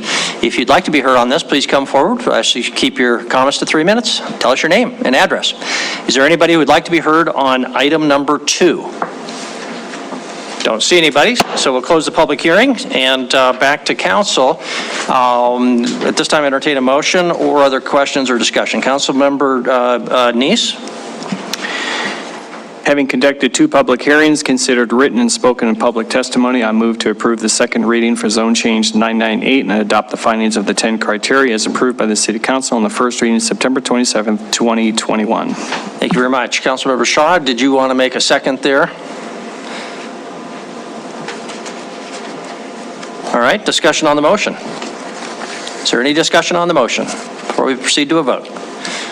Seeing none, we'll put it to a vote. All in favor of the motion for approval, item number 2, please say aye. Aye. If opposed, say nay. Motion passes unanimously. Thank you. Concludes that item, brings us to item number 3. Denise, would you read item number 3? Approval of purchase and sale agreement with WC Commercial for the Stillwater Building, $13,500,000. Stillwater Building Negotiation Committee recommends approval. Action this evening. Approval or disapproval of Stillwater Building Negotiation Committee recommendation. Kevin Iflin, our Assistant City Administrator, I guess has the floor for presentation. Kevin. Yeah, thanks, Mayor and Council. Again, I'll try to not sound too much like a broken record, but most of the slides you're going to see tonight are just a rehash from last week, but we thought it was important just to kind of highlight the slides. I won't talk very much on them, but you're going to see some of the same presenters. The main point of tonight is we need to answer your questions that you have, because, you know, if you approve this or if you disapprove this, staff needs direction. If you disapprove of where you'd like us to head with this, if you approve this tonight, then, you know, this is going to set the ball rolling. We're set to close on Friday if this gets approved tonight. So some pretty high consequences here for your decision making. So we want to leave most of the time for your questions this evening. With that being said, this has been going on for over 2 years when council made an initiative to go out there and start looking for a space to meet the city's facilities needs. As you can see the timeline there of how we've got to this point in the last over 2 years. Stillwater building, Mr. Hafer touched on a lot of this: location, size, infill of a vacant building, cost, and lack of an equivalent alternative, especially the ones that were submitted under the RFP proposal. Some challenges that we do recognize are parking and excess square footage. Both of those, excess square footage, we'd certainly like to lease out all the excess square footage, and ideally it would be to the county. That's how we've been trying to approach this. I'm not going to take that off the table at this point, but they have purchased the Miller building, but we do have some interest from other governmental agency out there to lease some of that space. Parking, we do have parking in downtown Billings. It's just not adjacent to that building, so we can meet the parking needs, just a little bit of space in between the two, but we'll certainly keep working on that aspect of it for our employees and for the public if we move forward with this purchase. Other facility options that were out there, like I said, under the RFP proposal, they just did not meet all the criteria like the Stillwater building did. There's been some other recently discussed properties. We've looked at least 5 other properties that were not submitted as part of the RFP process. And they don't have the same advantages at this point of the Stillwater building. And there has been significant staff time and money resources into our due diligence period on the Stillwater building. And with that, I'm going to turn it over to Ms. Dahl, and she's just going to touch real briefly on the contract and Just this one, so I'm going to move through. Good evening, council. Again, I am just going to reiterate what I did the last meeting, that the documents are all in order. They've been reviewed and vetted by legal counsel, so there shouldn't be any further issues. They're ready for your consideration. Do want to reiterate what Kevin just mentioned about the closing would be on Friday. The due diligence period has ended. The PSA and the addendum reference the due diligence period and the review period expired on September 30th, so there isn't going to be any opportunity for any additional objections to the title or with regard to any of the other structural or any sort of inspection issues. So the action that you would be taking today formalizes the decision to approve the agreement, as well as allowing the mayor to sign the agreement and any additional documents necessary to close this Friday. So I'm here for any questions, but other than that, I don't have anything to present regarding the agreement. Thanks. Okay. And council, let's hold our questions till the presentations are made, and then we can call up any other staff that you'd like. All right. Good evening, Mayor and Council. I'm here to discuss further with the Stillwater building, if we do close on Friday, how that looks from a facility standpoint. So our cost per square foot at the new purchase price of $13.5 million is $63.20 a square foot. There's about $3.5 million worth of building infrastructure upgrades that we would plan to do during either prior or in conjunction with the build out. That brings the price per square foot to just under $80 a square foot. So the due diligence period started on July 13th with the approval of the previous purchase agreement. We had several components inspected in the building: mechanical, electrical, plumbing, civil, envelope and glazing, the fireproofing material. We had asbestos and radon testing. We had the roof looked at, structural inspection done, and the elevators. So from the due diligence findings, the investigations found that the building is overall in good condition for its age. The building's structurally sound, and there are some dated components and systems. Approximately $7 million total in recommended repairs were identified through the inspection process. Some of the repairs would be done prior to or during the build-out construction phase to improve the infrastructure and systems, and we are budgeting about $3.5 million for those building improvements. The remainder of the repairs would be deferred and completed later with facilities operation and maintenance budget, and some repairs may not need to be done for up to 5 to 10 years or even longer, depending on how those systems perform. So looking at the square footage breakdown of the building, currently, this is what the breakdown would look like with the majority of the building being unfinished or support areas. That includes mechanical rooms, electrical rooms, boiler rooms, things of that nature. 12% of the building is the secured parking on the first level below ground. The county lease has about 8% of the building, and then other finished areas such as lobbies and bathrooms. So our projected breakdown after the city build-out, about 38% of the building would then be the Law and Justice Center and city offices. Obviously still having the secured parking, the county lease area, and other finished areas. And then about 30% would be either unfinished or part of those support areas. If we were successful with leases and we leased out the rest of that space that is leasable area, we would have about 11% other leases, 38% would be the city offices. We'd have the county lease, other finished areas, and then 18% left over would be the support areas. And this is looking at the gross square footage of the entire building. So I wanted to quickly go over floor area types, since that was a point of discussion last Monday. Sort of what are we looking at, or what are we talking about when we're saying gross square footage, net square footage, leasable area. So in this graphic, the whole building, the red outline, that's our gross square footage. So every square foot of that building, from the sub-basement to the 5th floor, that's where we get the total of just over 213,000 square feet. Now on this slide, this is showing the 3rd floor where the county offices are. So the blue area, the majority of that floor, that's the leasable area. Leasable area is everything above grade. So we have 5 floors above grade that have leasable area. The purple area, or kind of the pink purple in the center, those are the support areas or shared areas. So that's bathrooms, lobby. The large area to the right is the mechanical fan room. That's where the air handling units are. And then the yellow areas, those are the vertical circulation. So those are the stairwells and the elevators. So like I said, when we look at the entire footprint, that's the gross square footage. That blue area would be our leasable square footage. That's what you would actually charge tenants to lease. The net square footage includes the pink, purple areas, but not the vertical circulation areas. And yes, we have so net square footage, leasable square footage, and gross square footage. So I hope that clarifies that a little bit.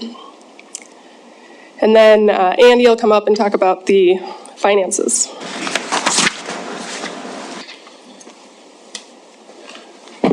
Good evening, Mayor and City Council. Nothing's changed from last week here. Still estimated total costs, purchase and build out, $29.6 million. This includes purchase price of 13.5 plus the infrastructure upgrades at 3.5 that Jessica's identified. Estimated architectural costs, 1.2 million. Estimated build out costs for the city portion only. It's at $100 a square foot, and then a 12.5% contingency. We want to be very, very clear here that this is, I guess, the high-end estimate. We certainly hope to come in under this, but we don't want to set the bar too low. The anticipated funding sources is $20 million, or just over $20 million from the general fund. This is above the recommended minimum reserve. We have a slide for that as well. 30% of the build-out cost comes from non-general fund departments. That's because they make up 30% of the square footage. That's Public Works, Admin and Engineering, Planning, Building, Community Development, and Facilities and IT. The remainder build-out costs the build-out cost for public safety is recommended to come from ARPA funds. That'd be for court, legal, code enforcement, and police only. And those make up almost 50% of the square footage. Here's a general fund reserve history. And you can see we built up the recommended minimum reserve. That's what we need to cash flow from tax payment to tax payment, which comes June and December. That's the dark green bottom portion. It's 29% of your general fund budget. that amount goes up a little bit each year, but that's because it's 29% of your general fund budget, it doesn't change very much. What does change is the excess reserves, any amount that's over that. And because of the CARES Act funding that we received for public safety, we're able to spend a lot less on our general fund back in fiscal year 20 and 21, and that's why our reserves are substantially higher than they've ever been. The recommendation is to use those excess amounts to purchase this building, build out the non-law and justice portions, and then bring your reserves closer to the recommended minimum over 2 years. It's depicted for 1 year here, but it'll be over 2 years. And I will turn it back over to Jessica here.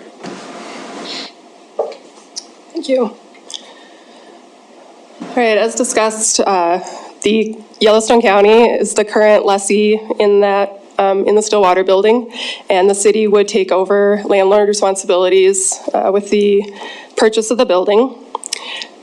So regarding the rent revenue that Yellowstone County currently pays, we'd get about $94,000 for the remainder of 2021. Into next year, we'd be at about $390,000. Over the course of the rest of their lease, we'd be close to $1.5 million of money collected from that lease. Their final payment would be May of 2025 if they choose not to execute their 3-year lease renewal option.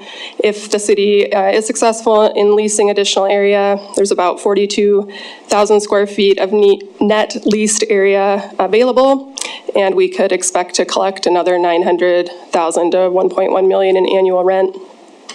Currently, the city is in discussions with a potential tenant for a 10-year lease for about 20,000 square feet. So looking at the current operation and maintenance costs, we have gone over these numbers a few times. These are numbers that the current owner has supplied us.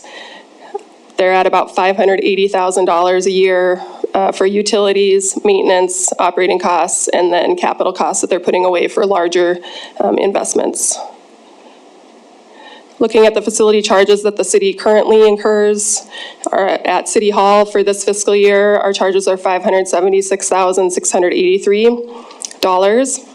And then the other city departments that lease space, we have the space in the Miller Building with an annual rent of $226,596, and the Depot Building where Public Works and Administration and Public Works Engineering is located, is $174,768.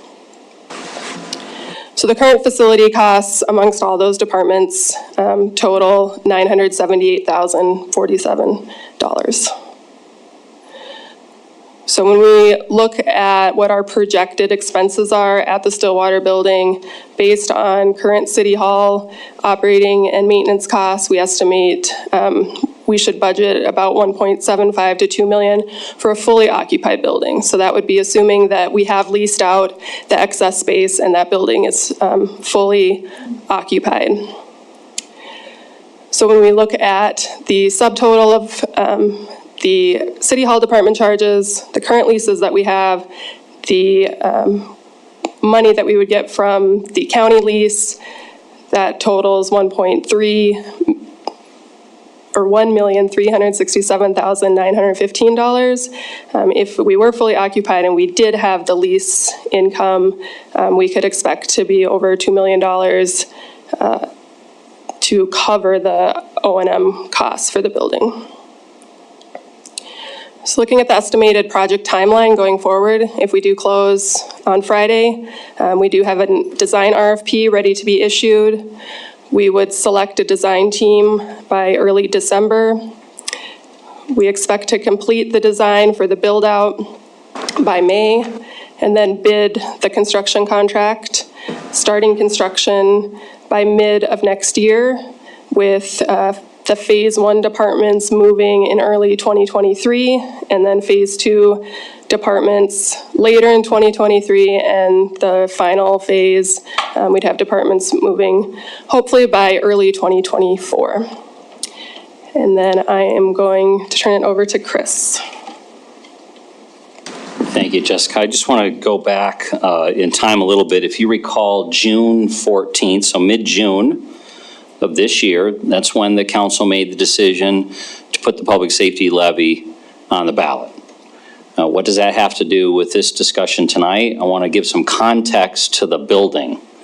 Why are we and where were we over the past couple of years? So the left-hand side column, which says medium home cost $296.24, that comes from a slide used numerous times prior to the pandemic, where after about 18 months of work, we had anticipated that in order to tackle and improve the safety of Billings, we had been coming to you, and we planned to come to the public with an ask of $296, let's just round it and call $300 a year increase in taxes to the median homeowner in Billings. So how is it that we're sitting here today asking for just shy of 100? We were off by about $1 as we got some more refined dollars. So this stacked bar to the right is where we are now. So there are basically four components. One, a big thank you again to our citizenry and for this body who chose in the middle of the pandemic to ask for a repeal and replace of the 2004 levy. So voters saying yes provided us $58.70 of what we're going to be asking for. So about $60 of the total 300 came with voter approval already. The other two numbers that you no longer see here or reduce the overall ask from 300. First was downsizing of what we're asking for in relation to what the Center for Public Safety Management, the peer review recommendations to us were. We were going to be adding more resources than they argued we needed. And so this is a leaner request, not because we're trying to shortchange ourselves, but frankly, after the peer review, that was the recommendation of what we needed for resources. The other critical piece that directly ties tonight is the facility. So 18 months ago when we were having this conversation, this is pre-pandemic, we don't have CARES Act money. We don't have ARPA. Those things don't exist. We were going to ask the voters, I'm going to say a range, for something in the neighborhood of $25 to $30 million of approval to borrow, to go bond, for us to take care of our facility needs. We're doing that now with cash. That took a huge chunk of the request out. So the cash for facility, one-time money on one-time capital expenses. Yes, we'll have operating maintenance requirements, and we've factored that in, but that one-time money being used that way, the refinement of the ask per both Center for Public Safety Management request, combined with the $60 the voters said yes to last year, is how we're ending up just later this week on Thursday with our voters being asked to consider a $100 increase to the median home, or $8.33 a month, not the $300 that we were at 18, 19, 20 months ago. So I just wanted to put that in perspective to how this decision tonight, or some other decision to take care of the facility needs. This is not the only facility that we could use the cash for, but we have certainly gone a long way down the road to do all of our due diligence relative to what this facility can offer us and the cost of it. So I just wanted to close with that. I've been asked, well, I mean, it's critical. We all emphasize how important it is that we're transparent. Some have said to me privately, this decision shouldn't be made before the levy. So I've said, so would it look better if the city came a week later or a month after the levy passed and said, we need to deal with the facility needs? We have tried to be we have been as transparent, period, about all of the magnitude of what we're dealing with in trying to solve these problems. And so, yes, I thought it was critical to remind us of where we were just 6-8 months ago and where we were when this discussion was fully vetted prior to the pandemic. be happy to answer any questions the whole team would. Thank you. Okay, questions for staff, Councilmember Yakowicz, Councilmember Ronning, Councilmember... Yes, Your Honor, I move to approve the purchase and sale agreement for the Stillwater Building as recommended by the Stillwater Building Negotiation Committee. Okay, I see various hands. Councilmember Shaw for a second. Okay, discussion now on the motion. I'd recognize Councilmember Ronning. Councilmember Ronning? Thank you. I have a number of questions. So Chris, in this particular slide, you talk about the facility needs, and you talk about the Center for Public Safety Management study that stated, so that was one study that stated we don't need Fire Station 8 right now. There's another study that was done that says we do. Can you tell me what study was done that City Council did to say that we need a new City Hall, a whole new City Hall? Was there a study that was done? Not to say that a new city hall was needed. There was a facilities analysis done, I believe, back in 2017, or on the overall facility needs for the organization. Okay. So I think that was part of the driver in the initiative to get moving some 2 years ago here. Okay, and so in regard to the parking, will staff still continue to use the parking that they're using right now? Here, yes. Okay. So that kind of leads me to, what's the plan for this building? Ultimately, I think we want to put this building on the market. I think what we've been sensitive to, though, is that we've not shown that this building will sell quickly because of our market condition and our core. But yes, we do not have a need for this square footage. If we purchase the Stillwater, we would want to put this on the market and get hopefully somebody in the private sector to buy it and develop it. Okay. Redevelop it. Okay, okay. In regard to want versus need, what I've heard since I've been on council is that there is a facility need for the Law and Justice Center, that is a need. Absolute need, and I don't question that at all. It absolutely is. I've not necessarily heard, and I'll have to go back and look at that facility study, that there's a need for an entirely new city hall. But I'm not saying that, that's not good, but I think there's a real difference between a want and a need. And I've heard that we have a need for a Law and Justice Center, which I couldn't agree more with. So in regard to the general fund, my understanding again is that the wants are being paid for out of the general fund. The need is being paid for out of ARPA dollars, correct? No. Okay, what I heard was, I heard Andy say that the ARPA dollars are paying for basically the law and justice portion of it. I believe that is how we're using ARPA dollars on the renovation of space. Renovation of space, okay. My disagreement with your statement, Councilman Ronning, is that one of them is need and one of them is a want. I would say this building in its square footage presented the opportunity to consolidate all of our facilities together. Yes, we weren't out necessarily shopping to deal with everything, but this building provides us that at a reasonable price. So I don't believe anywhere here we're pushing for wants over needs. We should not be finishing 1 square foot of that building as build out more than what we need and leaving the rest of it for one of two purposes. Either it's leased to other partner entities who collaborate with us, or it sits in shell form as least expensive as it can until the city starts needing that space 2, 12, 22 years from now, which is a very opposite position from what we've been in over the past many decades. We're always scrambling anytime there's a need, which is why the CPSM report points out the police department's working out of 8 different facilities, and it would greatly benefit efficiently if we had something like this. So. Okay. Thank you very much. Additional questions or comments on the motion? Councilmember Purinton, Councilmember Neese? Thank you. I have several questions, and I won't ask all of them just because someone else might.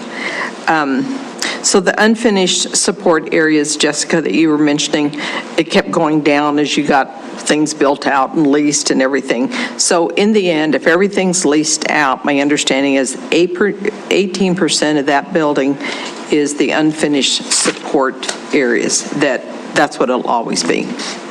Councilmember Purrington, that's correct. So that's those fan rooms on every floor. You have your mechanical rooms, electrical rooms, boiler rooms, things like that.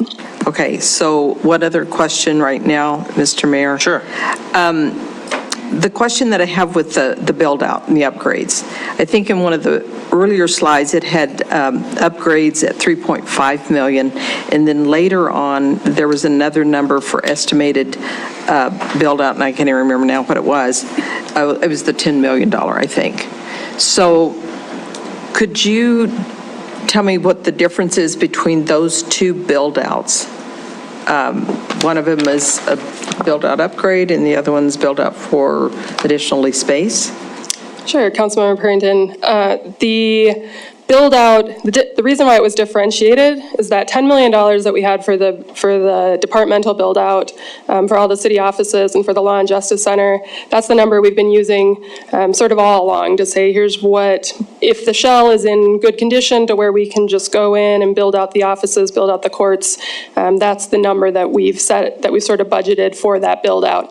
After we had the investigations done and all the inspections done, and we identified building system upgrades that needed to be done. That's where we set aside the 3.5 million, saying these are critical things that need to be addressed with either prior to or with the construction of the city offices. So we still, we just broke them out separately just to show the build out cost, yes, is going up. The cost of the building went down proportionately. It was based on those investigations and the inspections. So just to follow up on that same line, so with the build-outs, whenever, the different departments start going in, right now, it's like a partitioned space. So you're not talking studded sheetrock build-out as much as just these partition spaces. I think part of the clerk's office, that's how those are built out. So there is a difference in how you will build these out for the different departments, and that's what's coming out of their budget, correct? That's correct, Councilmember Purrington. It'll depend on the use of each space. Obviously, some areas will cost more to build out, some areas will cost less. Councilmember Denise? Thank you, Mayor. Jennifer, a couple of comments on Jessica, excuse me. Couple of comments or questions on the build out as well.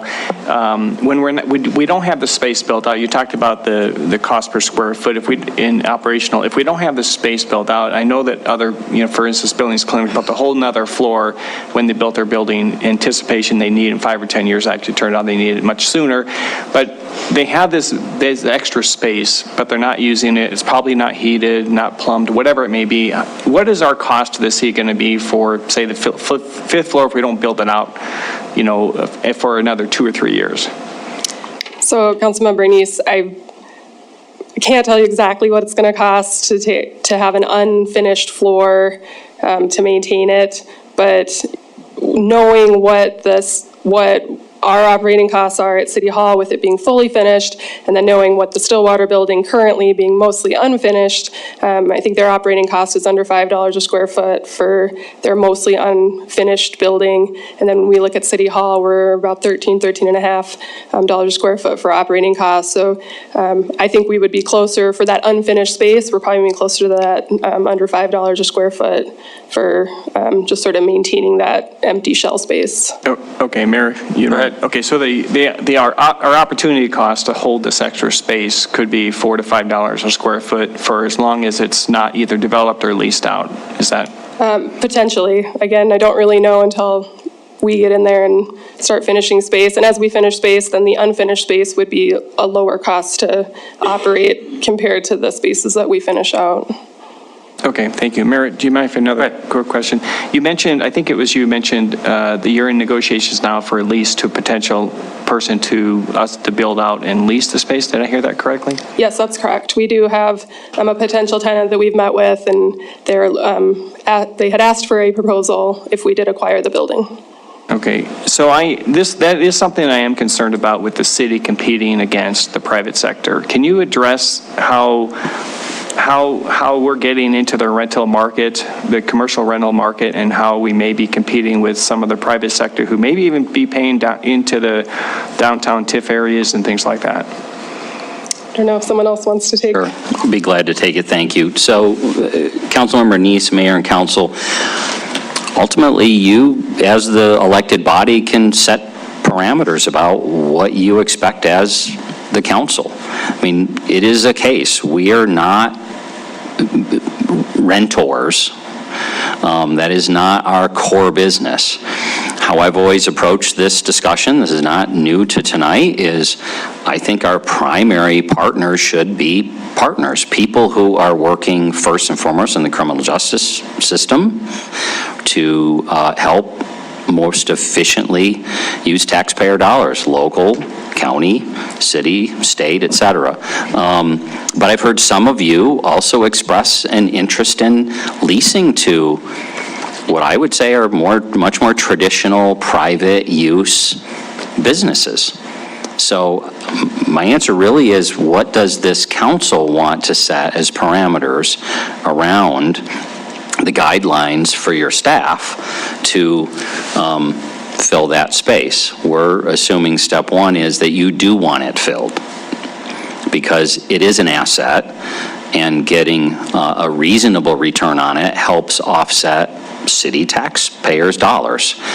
You could absolutely say, we want you to shell it and wait until the city needs that square footage, or are there just certain partners? Again, I don't want to overstate the kind of memory lane side of this, but we approached this discussion originally around the notion that the county would be purchasing or leasing 2 floors, and we would be utilizing the rest of the building. I'm not going to give up on that notion. Yes, they've bought another building, but we continue to be in communication with them. And I've been told that door is not completely slammed shut. They have a lease through 2025 for some of the space.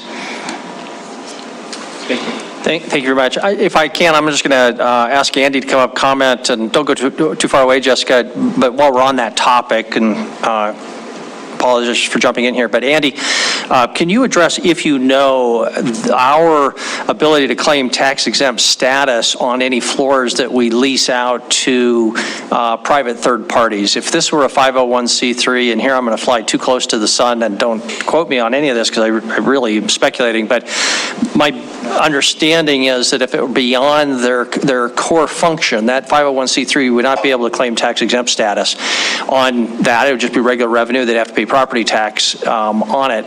Do you know whether that applies to the city? Now, obviously, even if it did, even if it were tax exempt, we could require that at least a lessee pay us and make a voluntary contribution to the TIF district, whatever, and pass those prices, that cost on, assuming we could get a tenant. But do you know what the tax consequences would be if we rent to private parties? Mayor and City Council, currently we do have that scenario in our parking garage. We rent to private parties, and we are able to do that. They do pay taxes. They pay, it's called a beneficial use tax. The state of Montana assigns them a value, it sends them a property tax bill. These are the is it Budget Instaprints, I believe, is in there. It's a for-profit company. They get a property tax bill from the state of Montana for the portion that they occupy, just as if they were renting from any private owner.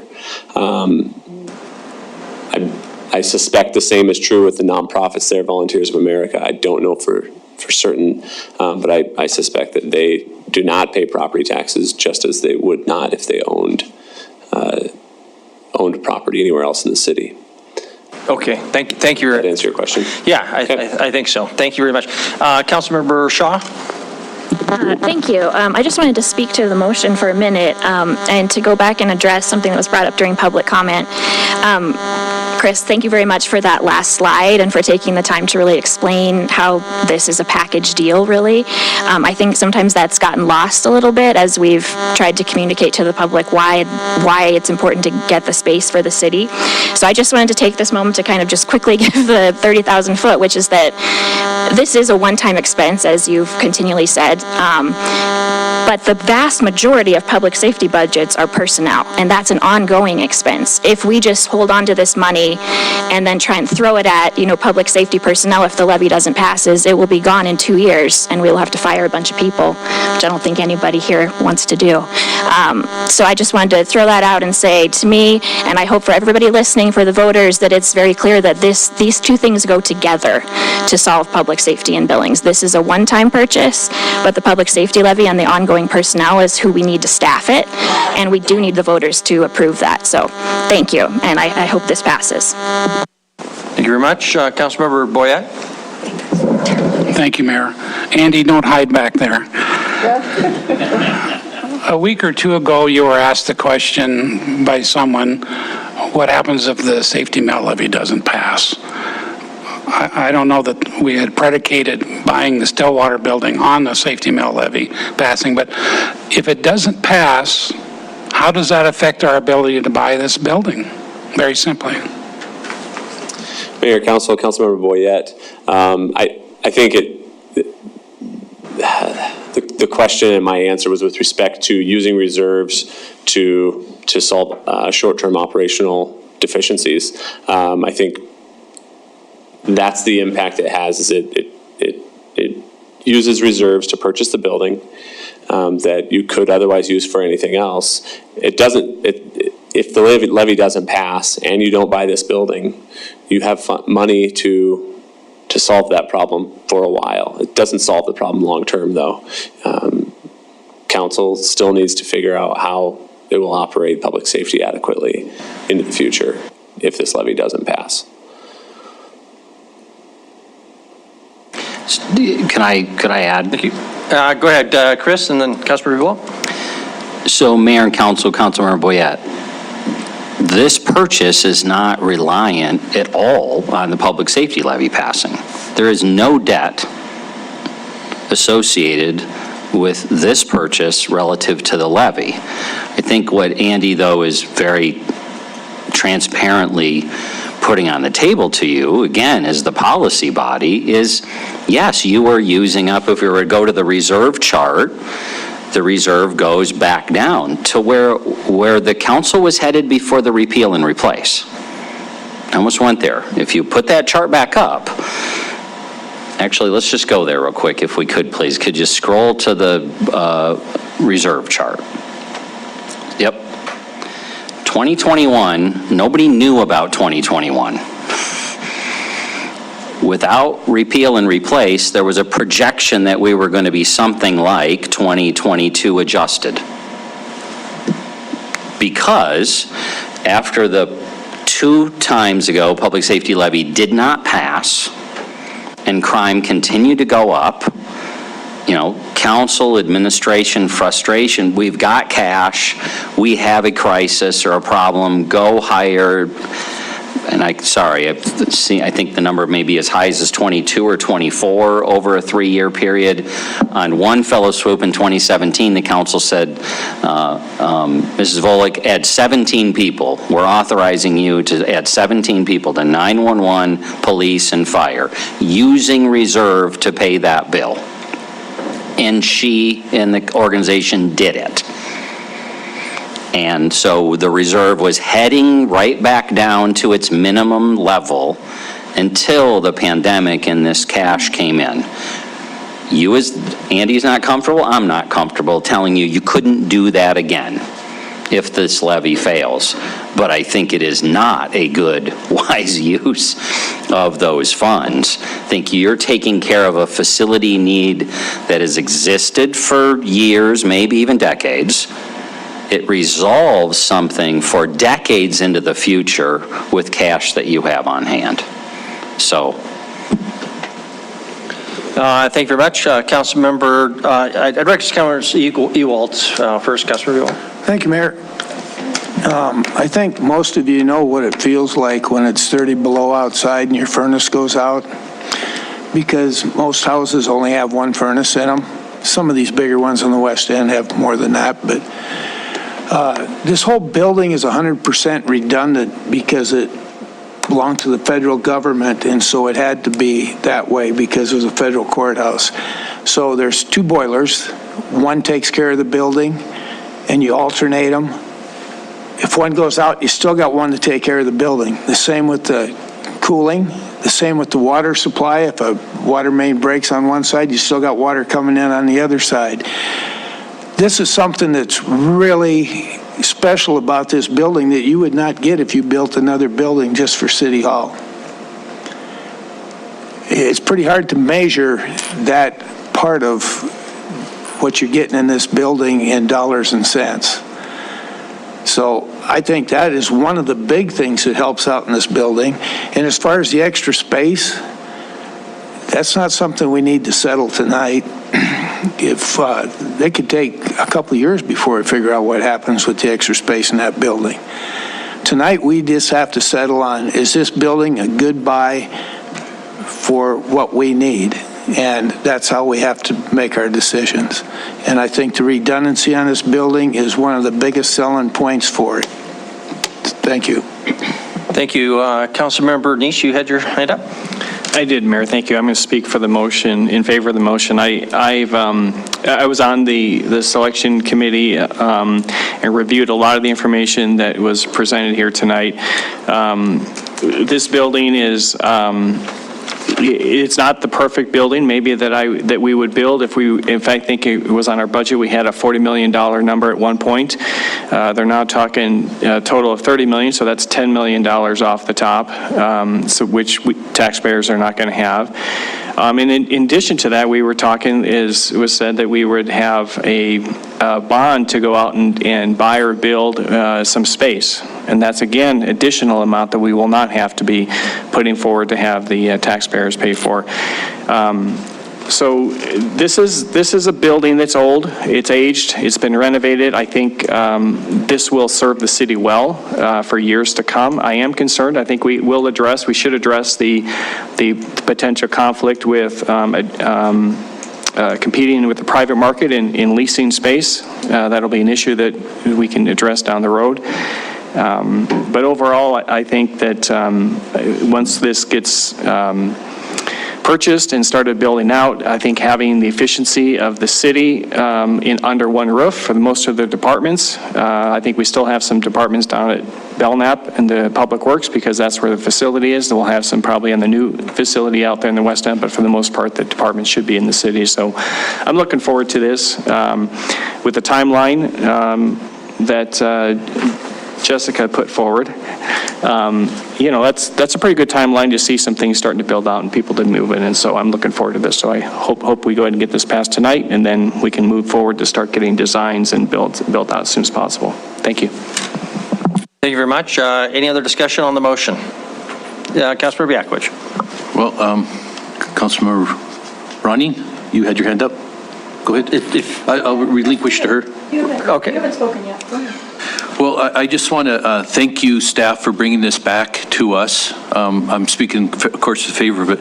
I was a little bit frustrated last week. I apologize for that. But thank you for going over it again and coming back to us with more clarity and helping us understand some of the nuances of the contract. I want to thank the committee for you. Who was on that committee? Thank you all for being on that committee, and I believe it was at least unanimous, if not, or at least it was majority, if not the unanimous vote on that, and I know you worked hard on that. I'm looking at this as an investment in the future. It's true, Councilmember Brown and I were here 2017 when the facilities came and gave us a report, and many of you maybe out in the audience have not been in this room behind us, where there's 2 or 3 people in the size of this little chamber up here. I mean, we have people squished and squashed, and professionals, which is very unconscionable, and it is what it is. So, Sean, I appreciate you, and we move forward on that, and as a council moving forward on it. So it's investment in capital. And I appreciate the idea that yes, we're spending money, and I do believe we're being fiscally responsible. I believe that, and I know that one thing is that there'll be no debt on this part here, and I believe as Mr. Ewald said it was well-built. I've taken at least 2 tours through that, and I believe even there is a section in this where it's a separate electrical system that is connected to another grid.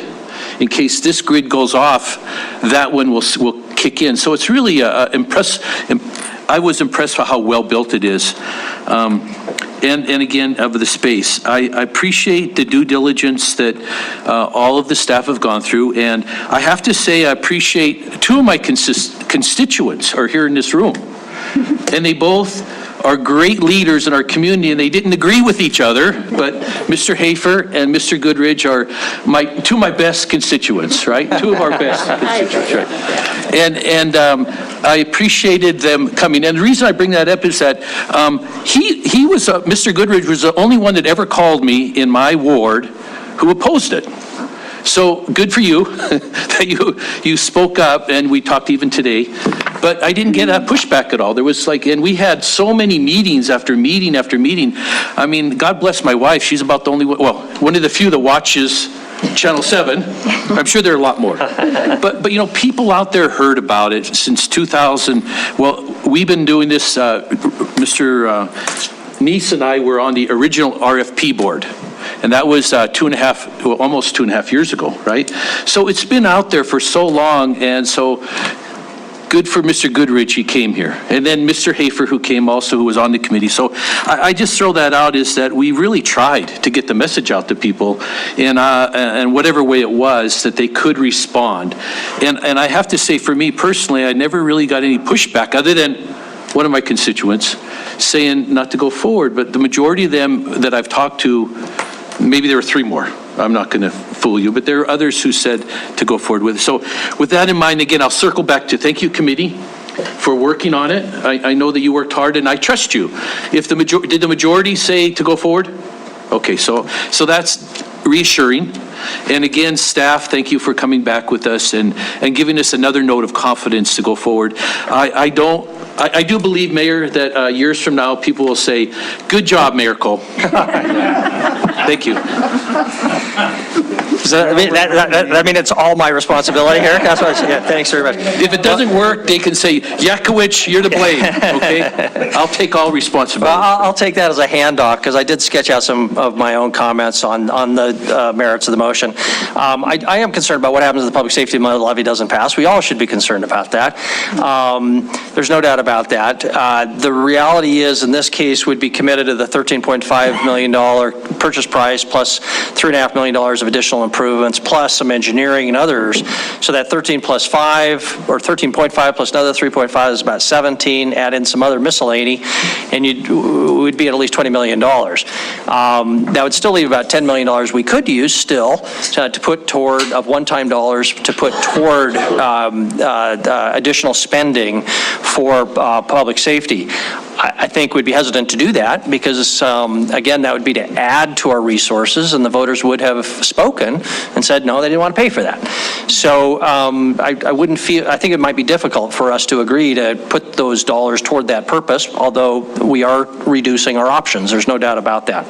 For me, the bigger question was just cost. Is this a fair and defensible cost? And the problem with that is, how do you define the cost? And there are various ways to look at it. One would be the most basic usable shell cost. And those are the numbers you saw up on the screen before, $13.5 million plus a $3.5 million of immediate cost. I think, based on our studies, we got to count on the full $7 million. Maybe not soon, and we may be able to stretch that out. But if you look at about $20 million and divide it by the full $213,000, that kind of usable shell cost is right about $96 per square foot, which is still a very good price. You can't really use it much, but it's anything under $100 has to be considered a good deal. What if you then put in that $10 million for actual build out? Plus all of the other risk factors, like that $1.4 million in contingency, the $1.2 million for architecture costs, $1.3 million for the full asbestos mitigation. Then you're talking about a lot more money, of about as much as $34 million. But again, if you divide it by the 213,000 square feet, you're still at $161 per square foot. Again, very reasonable. cost of new construction somewhere north of that $300 per square foot. It's only if you ignore that vacant space and just try to price out the $129,000 of usable space that the numbers get high.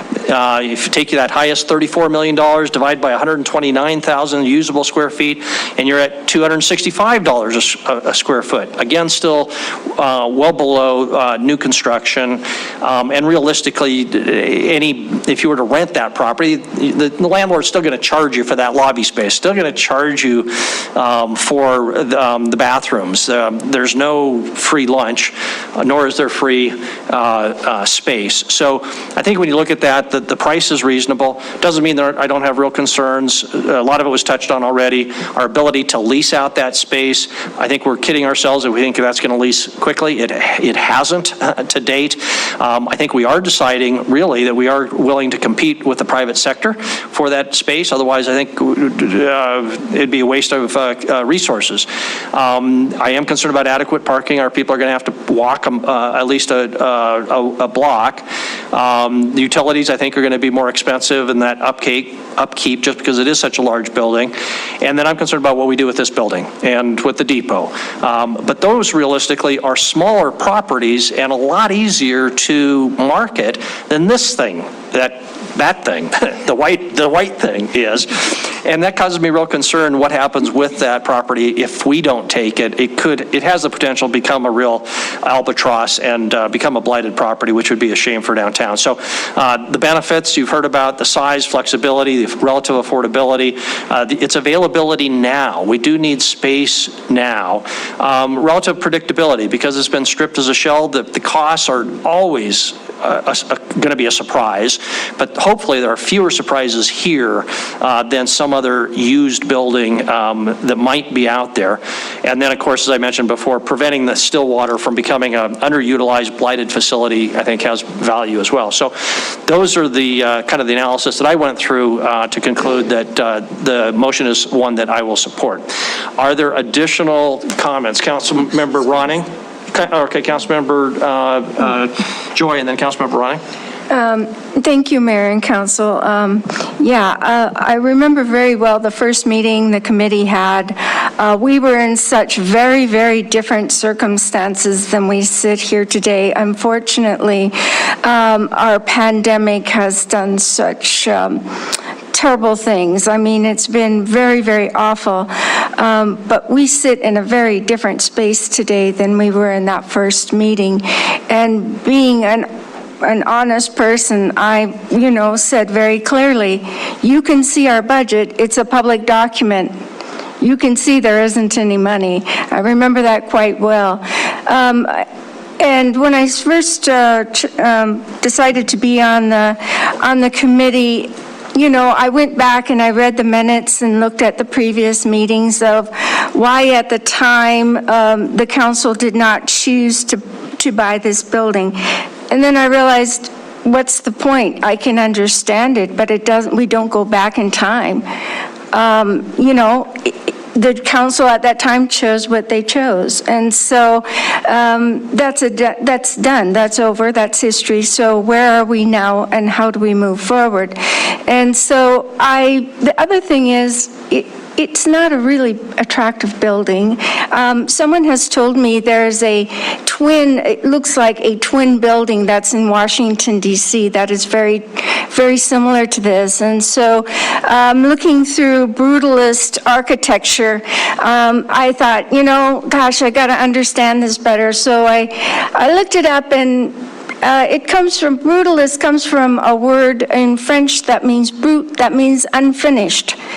It's tinted concrete. It's unfinished. That's the whole idea behind brutalist architecture, I guess. At least that's where the name comes from.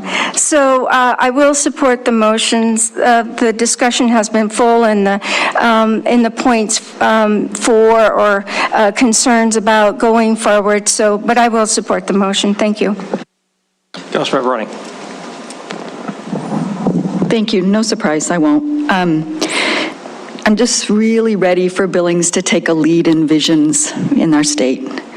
And I've heard our inspectors coming back and our facilities manager saying the building's in good condition for its age. In 50 years, we're going to have yet still a really old building. Every justification for getting this building is that we need space. We do. I don't disagree with that. We do need space. But I just hear justification after justification after justification as why this building. I've never once heard anyone get excited about this building other than Randy Hafer, who just simply, it is his job to restore buildings. That's what he does. Of course he's going to be excited about it, but I've never heard anyone else be excited about this building. Matter of fact, the city administrator told me I'm the only one he's ever heard that has a good memory about the building. And we're going to put our city staff in it. I'm ready for our city to lead in a vision and be representative by the buildings we have. And I'm just ready for that. I'm sad about this. I fully agree that we need a building, fully agree we need a building. I'm sad that we're settling and yet again saying this is the top tier is what Billings get. We're going to settle for mediocre. We're going to settle for a brutally ugly building. This is who we are. On that note, I too want to thank everyone that was involved. I know this is not easy work. I've been on these committees. These committees are hard, hard work. I just hope in future there will be leadership on this council that gets excited about where we're putting city staff and what vision we have for this future, for the future of this city. That's all, so I won't support it, but thank you. Thank you very much. Any further questions on Councilmember Tricky?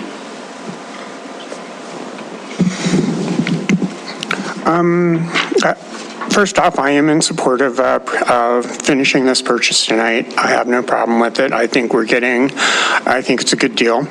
I do, though, want to make a few comments about the whole competing with the private sector issue. And frankly, I think that's a good thing. The public sector government, city government especially, is very deeply involved in real estate. We are probably the largest real estate holder in the city right now. Our involvement in it is critical. Our understanding of it is critical. As someone said, if we don't invest in this building is going to be, and I'll use the word white elephant as opposed to a white brutalist or whatever you want to say, it has been a white elephant in our downtown area, and it will continue to be unless somebody major steps in and does something about it. But what I find most exciting about this space is that there's a lot more space in there than we need. And we can actually step in there and use some of that space on the first floor to do something exciting and interesting for the community and the downtown area. If we were to build new, we would have to build to the needs and the immediate future of the needs, and it would be done on a very tight budget. And frankly, it would probably look even more brutal than this one does. It would be a shoebox for sure, and I doubt that there would be any cool amenities on it or anything like that. So I won't say that I'm excited about the building itself, but I am excited about the future and what can become of the development that happens in the area around this building because of the potential things that we can put into the first floor as part of a public-private partnership with the rest of the downtown area. I think it's an important part of a vision for the downtown. And so I'm for the purchase of it, but I'm really excited about what it's going to become. Thank you. Thank you very much, Councilmember Tricky. I just want to point out that's an old photo. There are no street trees, and one of the first things we need to do is plant trees up and down all of those sidewalks. Yeah, guaranteed. Councilmember Purington. Well, I'm just going to make one final comment on my behalf here with approving the purchase of this building. ever since that building has been here, I've thought it was, wow, that's a standout. It is different. But Penny, I am excited for this building because right after coming on to City Council and we took tours through this building, I was just aghast. I was aghast at the people that are working in the basement and they're trying to grow plants under a blue light or whatever it is. But I'm just, and I thought with all these windows and everything, I thought, what a difference this will make for our employees. And so I am excited about it. Do I like the shape and the look of the building? No, but you're not going to have a hard time finding it whenever you come to Billings. Thank you. All righty, thank you very much. Any other comments on the motion before we proceed to a vote? Any other discussion on the motion? Motion is for approval consistent with the staff recommendation. Council, if there is no other comment, we will proceed to a vote. If in favor of the motion, please say aye. Aye. If opposed, say nay. Nay. Motion passes 10-1. Thank you very much. That concludes item number 3. Let's take a let's take a brief break and we'll come back. We hopefully we're about at the end of this meeting, but we have a request and make it as quick as possible.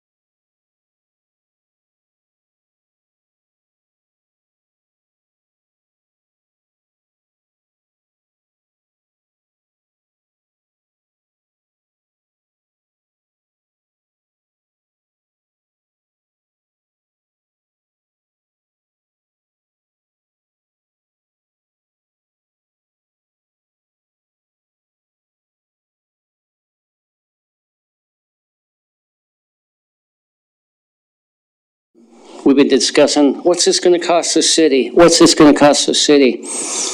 So this is, I drive down Central Avenue a lot, and I've been here for many, many years, and the traffic has really increased the last year or so in Billings, Montana. And this was coming down, as you come down from 24th, going east down to 8th Avenue, and you take a left and you go over to Broadwater. That miles per hour is 25 miles an hour. That is a park. We do have residential also on both sides on Central Avenue and also on Broadwater. What I wanted the council, if they could look at this again, which I have told you before, don't want to be so redundant, that it's not going to cost the city money at all. You can set out a meter out there and do a traffic count, which you can, and get the traffic count and see how much traffic is. Because right now, when you stop at 10th, or excuse me, from 10th down to 8th, you stop there, the traffic backs up. So I would think it'd be a good idea to increase that to 35, because I looked at Hilltop out in the Heights today, and that's 35 all the way down, and that's a wide street, and they go through it. Of course, I think it would be better for the city of Billings to get the traffic flow moving there from 8th over to, and Central over to Broadwater. And once again, not to be so redundant, it's not going to cost the city 1 cent to look at that. Thank you. Thank you very much. Other public comment on non-agenda items, please come forward.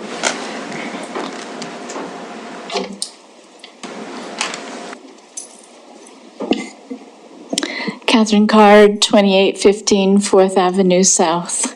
Thank you, first of all, for all your hard work. I've been sitting here and watching you mull over these difficult issues, and yet I find very few of us from the community here to cheer you on or to comment. I think we should get the community involved in your work in the sense that they're excited about it and come and support you and say truth when they need to, but also so that you know that you're being appreciated.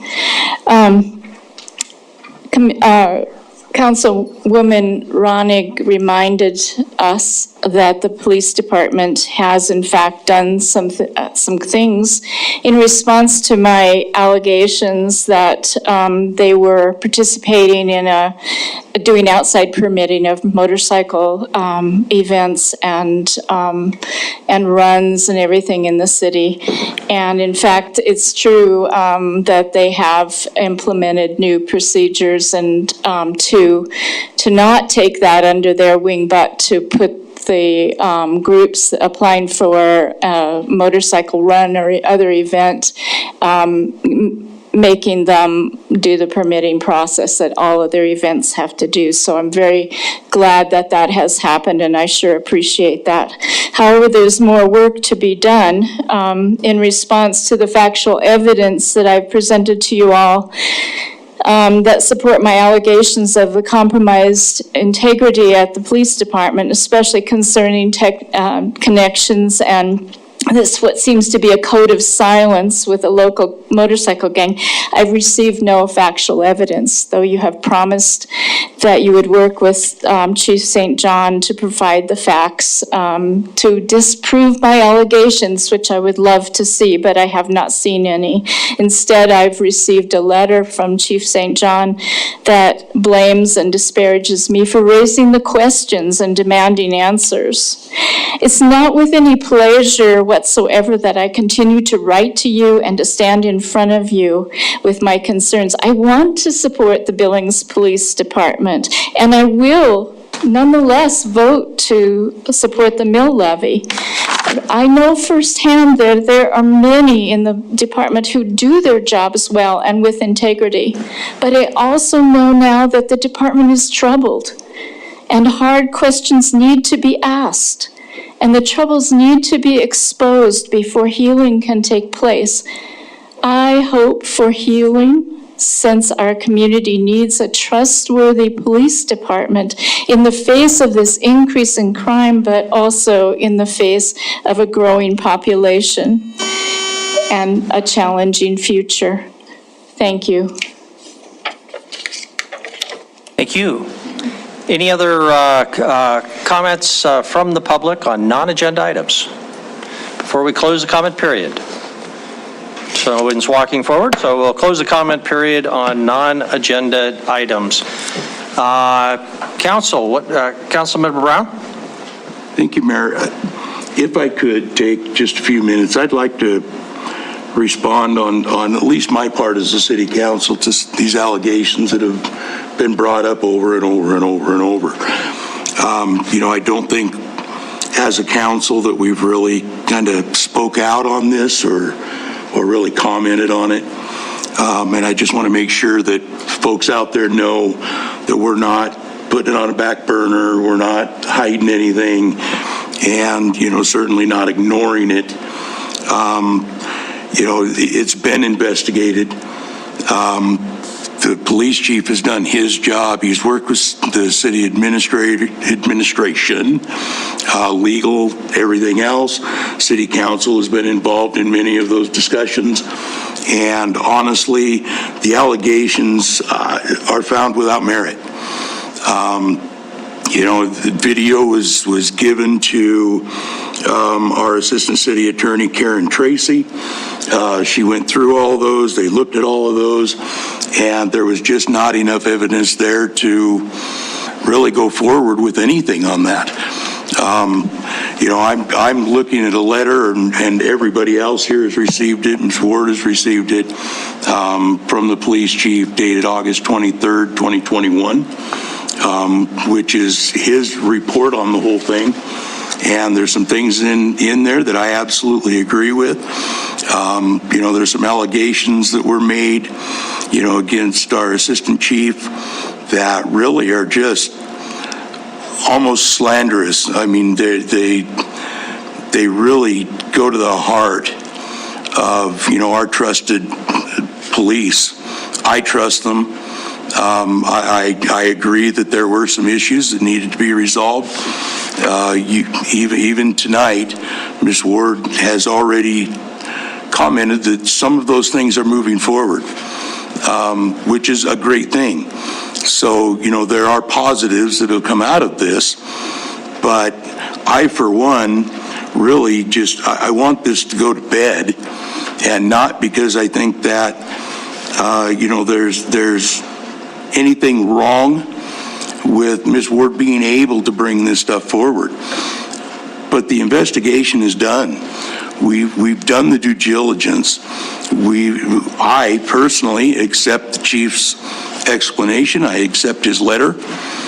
And, I hope that we can move on from this and accept that, if nothing else, you've made the public look at things, you've made the city council look at things, question the police department, and I think that they've responded to these allegations, and I, for one, am satisfied. I can't speak for the rest of the council, but I really hope that, the slanderous comments and things like that stop. These are Billings residents, they're members of our community, and I just do not believe that there's all this background dirty business going on. I just don't. I trust our chief, and I trust our police, and have they had issues? Yes, but they're always addressed. So I just wanted to make the comment out there that this is not being ignored. It hasn't been shoveled under the door anywhere. It has been investigated. We've gotten the report, and I, for one, am satisfied. Thank you for the time. Sure, thank you very much. Councilmember Pearson? Thank you, Sean, for bringing that up, and I agree. I think the chief has done an excellent job of addressing it, and so has our staff. I think that they've done more than their due diligence because it continues to come up. So I appreciate, Sean, you bringing it up, and I agree with you. I hope it's done, and, I'm just hopeful that we can move on. Okay, thank you very much. Well, Councilmember Neese? Thank you, Mayor. Councilman Ron, I agree with you. I've sent emails to the chief and city administrator looking into this issue and read the report that came back, and I fully agree with the report. I am thankful that this was reported. There were some issues within the city, I think, that were addressed. I think that it was good that things, something came out of this. And there could be more, as the departments continue to review their policies, there could be other things that I think they'll continue to look at. So I do thank you for bringing this forward. But I think, as you say, I think this is done now. I'm fully satisfied with it. And so that silence that you'll hear from me is because I feel that there's no new information that I think that needs to be acted upon. And so I won't act on it unless there's something new that we need to take a look at. So thank you. Okay, thank you. Let's move on to council initiatives. I believe we do have one for Councilmember Ronning. Councilmember Ronning? Thank you. A short time ago, I notified the council that I would be bringing forward an initiative to direct staff to create a resolution to establish a Billings City Charter Review Committee. So I'm bringing forward that initiative tonight. And I'll just read what I sent to City Council last night. So as all of you know, forms of municipal government in Montana are voted on by the local electorate every 10 years. A local study commission review process is set to begin throughout Montana. Is set to begin throughout Montana in 2024 with an ending date of 2026, by which all municipalities must have held their 10-year local government ballot elections. However, Montana law provides options to adopt alternative forms of local government or changing the charter in some way earlier than the 10-year period. The Billings City Charter was adopted in 1977 and served the city well for many years, but Billings has changed in 44 years, and I believe the charter has become more problematic than productive to our growing city, increasing demands for public services, and our changing economy and personal and professional lifestyles. The identity of Billings is changing, and our charter needs to change with it and provide local government greater opportunity to serve our residents, businesses, and visitors in a more productive way for future generations. I provided you all with information that Councilman Yakowicz sent to me that he received from Dan Clark, who is the director of MSU Local Government Center in Bozeman. He's considered a leading expert on local government in Montana.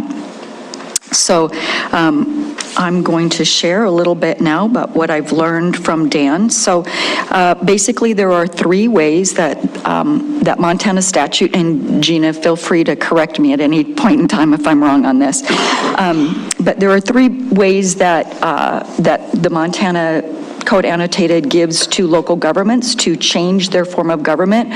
One is a petition by the electorate, so a public petition. Another is by ordinance of a city council. And the third is to adopt a study commission, which are elected positions that have to go onto a ballot. They get elected on by the electorate, and then that study commission takes 2 years. It's very costly, and they take 2 years to do the exact same thing a review committee can do at a much less of a price and with more flexibility. So in speaking with our city administrator, and I've spoken with a couple of other council members and some business owners and individuals within our city that are hoping we can move forward sooner than 2026 to actually work on reviewing and bringing forward possible alternatives to the form of government we have now.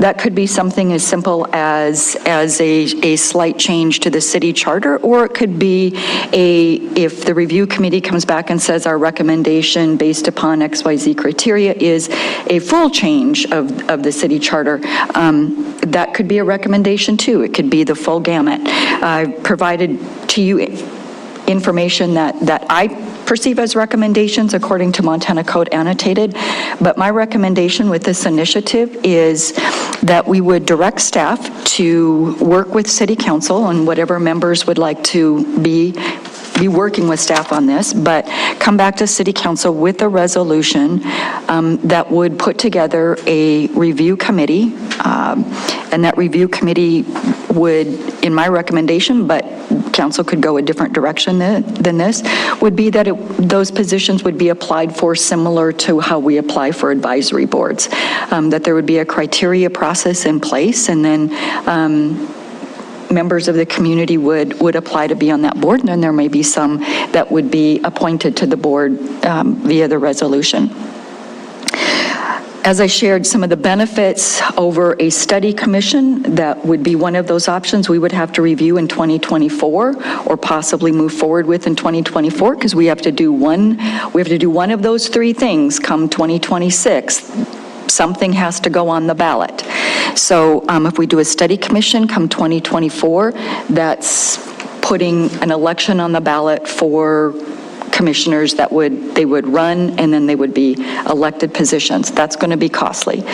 With a study commission, my understanding, and I was speaking with Dan Clark on this today as well, with a study commission, and again, Gina, feel free to correct me if I'm wrong, or maybe Chris, you would know too, but my understanding with the study commission is that they're under the mandate of state policy, so that study commission will function in the manner that Montana Code Annotated puts out there.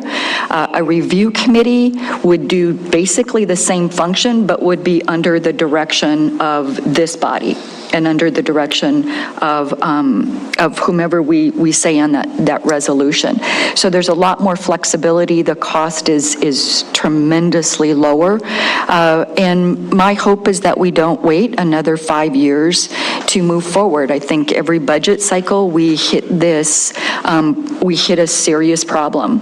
And much of that is related to the city charter that we've got right now. So that's basically my pitch. I'm happy to answer any questions that I can. One of the questions I did receive from Councilmember Chiricky is could we have Dan Clark on a Zoom here tonight? Because we didn't know what time this would be, if it would be now or 11 o'clock at night. My encouragement is that if this initiative passes, Dan has said that he'd be welcome to come back and speak to us at a work session or at a meeting, however we would want him to come back and speak to us. He's more than happy to make himself available for any type of meeting we would want to have, if it's a public meeting, a council meeting, whatever it might be. So that's my pitch, and if you have any questions, I'm happy to answer what I might be able to. Thank you very much. Questions for Councilmember Ronning? She's asked for them. Councilmember Shaw. Thank you. I have a question about the logistics of the review committee. So based on these kind of three options for changing the charter, so the review committee would come back to City Council, and then we would go forward with an ordinance passed by City Council is the path that this would set us on. Is that correct? Okay, correct. Thank you. Which, according to Dan, that really is the easiest path to go. It's the least costly. Once an ordinance passes, what we pass in an ordinance still has to go onto a ballot. But that's one question going onto a ballot versus you have a study commission, you pay for the entirety of the study commission, and the language in Montana Code Annotated says that the study commission has to be adequately funded, and Dan pointed that out to me today. We are responsible for the funding of that study commission, and they determine what the adequate funding is, not the city council. So Dan pointed that out to me today as well. Thank you. I do support this. Thank you. Councilmember Bernice. Thank you, Mayor. Penny, do you know how many times the charter's been reviewed since 77? And what the commission's result, obviously probably no change because it hasn't changed since 77, but do you know what some of the comments were at all? And Chris, if you know the history of this, I think when we looked before, and maybe Gina knows too, that there was one study commission that was... Study commissions. That went forward. Mayor and Council, I believe the last time there was a study commission was 94 and 95, when it went to a vote of the electors in let's see, I'm looking here.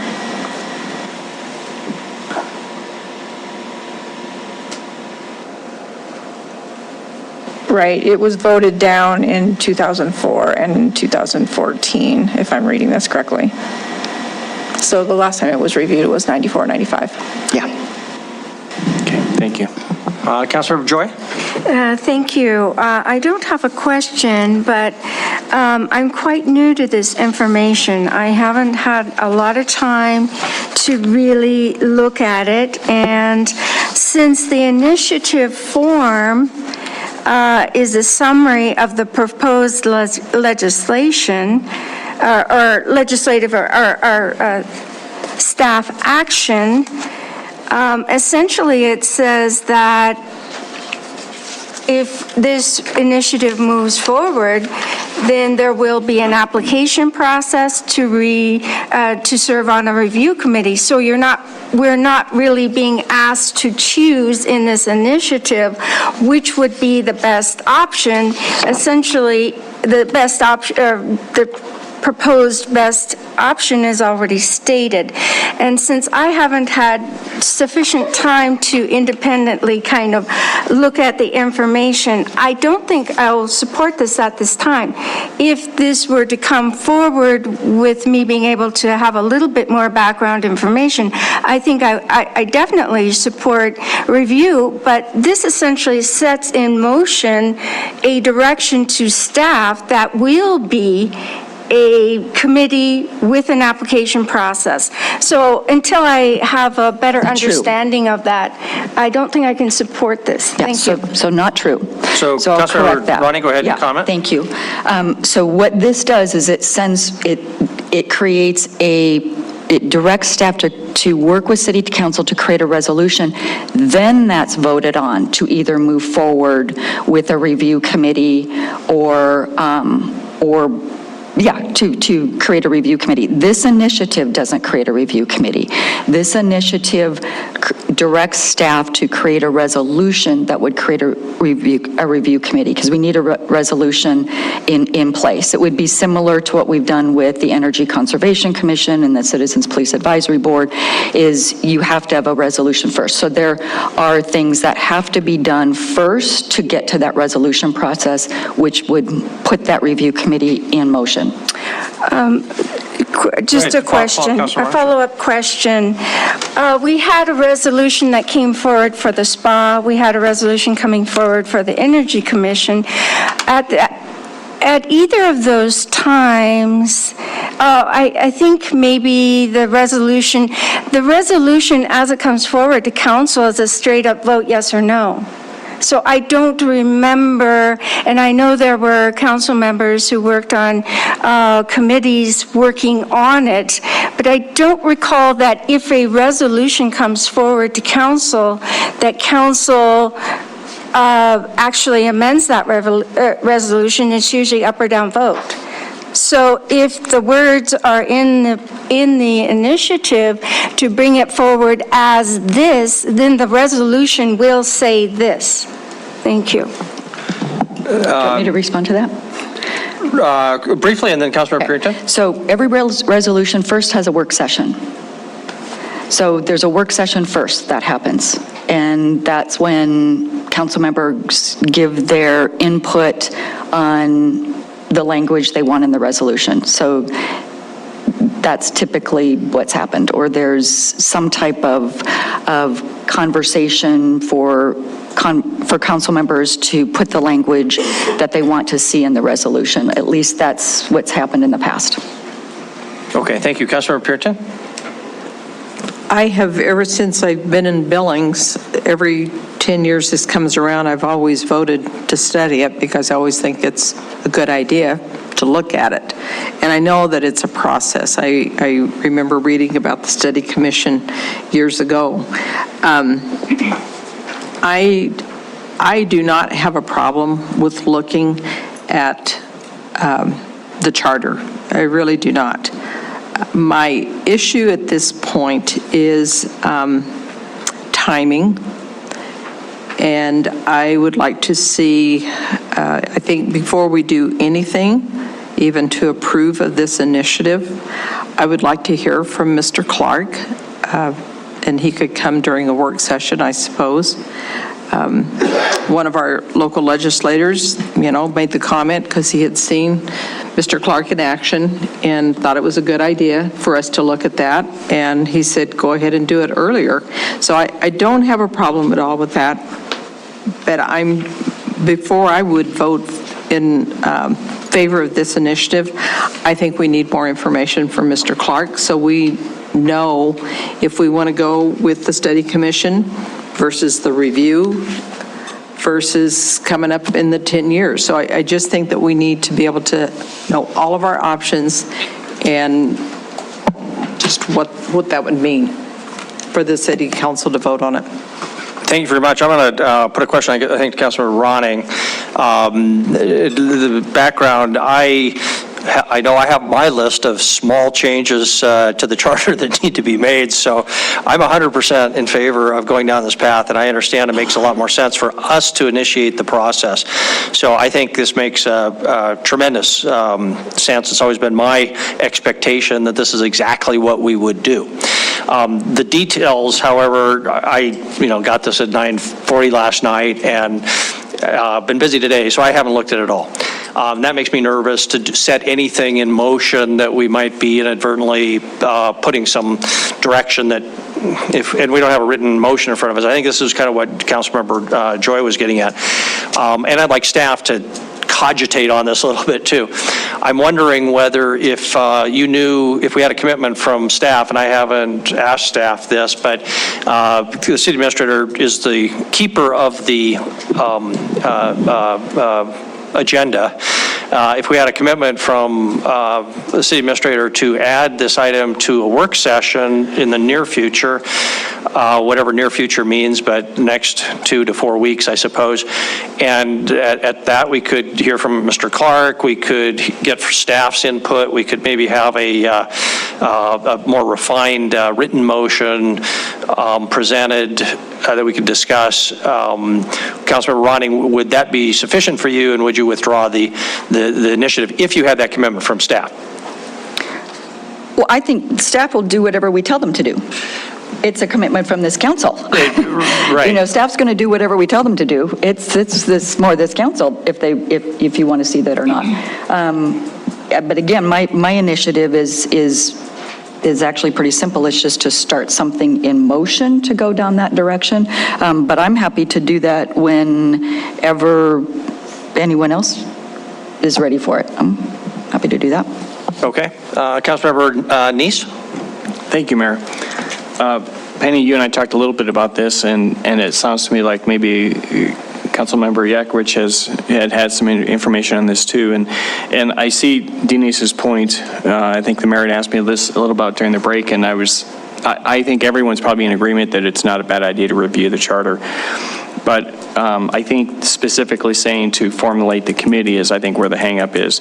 My recommendation or my request is, because I'd like to get this moved sooner than later, would you change your initiative to just state something like direct staff to bring methods of reviewing the charter to us so we can get it started? That way, we've started the process, we've directed staff, they know what needs to be done, and we can start the process to move forward. Sure, we can direct staff to do that, but it's also in Montana Code annotated, very, very clearly written out, but absolutely, because I'm assuming they're just going to bring to us what it says in Montana Code annotated. But are you wanting staff to be more building out what those three things are, or what is it? No, I think the idea is I've heard from and I hear is bringing this person in, would have a work session so we can have some discussion about it, and then probably based upon that information and what the staff recommends, and maybe is your suggestion maybe exactly what we do that night, and say yes, let's go ahead and go with this review committee. But I would say let's just keep it open to move forward. And then after we have the work session, let's try to narrow it down based on us having more information about which way we want to go. Yeah, absolutely. Yep, 100%. If you're making that initiative in that fashion, I would second that for you. Yeah, I would do that. Okay, there is a motion then to direct staff to get this on a future work session agenda, lay out options for addressing the charter, timeline, any issues that staff thinks appropriate. Have I correctly stated the motion? And I'm going to ask the city administrator to comment when we've done clarifying the motion, but Councilmember Ronning is kind of nodding her head. Councilmember Neese is good with that. So that is the motions before us. Put it in your lap, Chris and Gina. Did you want to comment, Chris? So a couple things. First, yes, this charter needs to be shredded and rewritten. I helped write one in Kalispell, and the voters chose to remain a general law city, which means Helena runs Kalispell, not Kalispell runs Kalispell. We wrote a charter for Bozeman. I happened to inherit walking in when the study commission was in the middle of their work, and I got to help them. They did 90% of the work. I think it is needed. I would be very pleased professionally to see us with a quality community group, also made up, my advice is beyond just elected officials today, but probably some prior elected officials as well, tackle this charter. Here's my challenge, and Penny and I have talked about this, supported 100%. You are right, you set my priorities, the priorities. We have a page of them, there's 13 of them. Right now, 4 of them are in progress. Improve the safety of Billings. I can't tell you how many hours we're putting into educating the community. There. Resolve Conflicts Heights Water District. We're in the middle of finally making some progress there. Regulate medical marijuana dispensaries. That's not done. Resolve City Hall facility space deficiencies. Made a big step in that tonight, but arguably the work just starts tomorrow morning. So I would ask you to keep in mind timelines and managing your expectations. I don't mind adding that to the list, but if you say to me, you need to see it in the next 30 days or something like that, or 60 days, I'm going to say there isn't enough time in the day. I do like the idea of conceptually bringing, worked with Dan Clark for many years, and having him come to a work session. Doesn't take that much work for us to get that scheduled and him here to talk to you. When it's going to fit on one of your work sessions, when you're trying to get marijuana regulations in place and some of these other things, it might be January or the first of the year. Maybe it'll fit in November and December. I'm not certain. That's what's got me worried, is just the notion that you think this is going to come back within just a few weeks. Unless you want to bump something that I just mentioned, maybe this is really, really important, but these other issues are very time sensitive as well. Okay, thank you for that. Discussion then on the motion on the table. Councilmember Purington. Sorry. And Chris, I think it's in February, maybe even into March, that we discuss our new list of priorities. So I think our priority list will be ready to shift a little bit.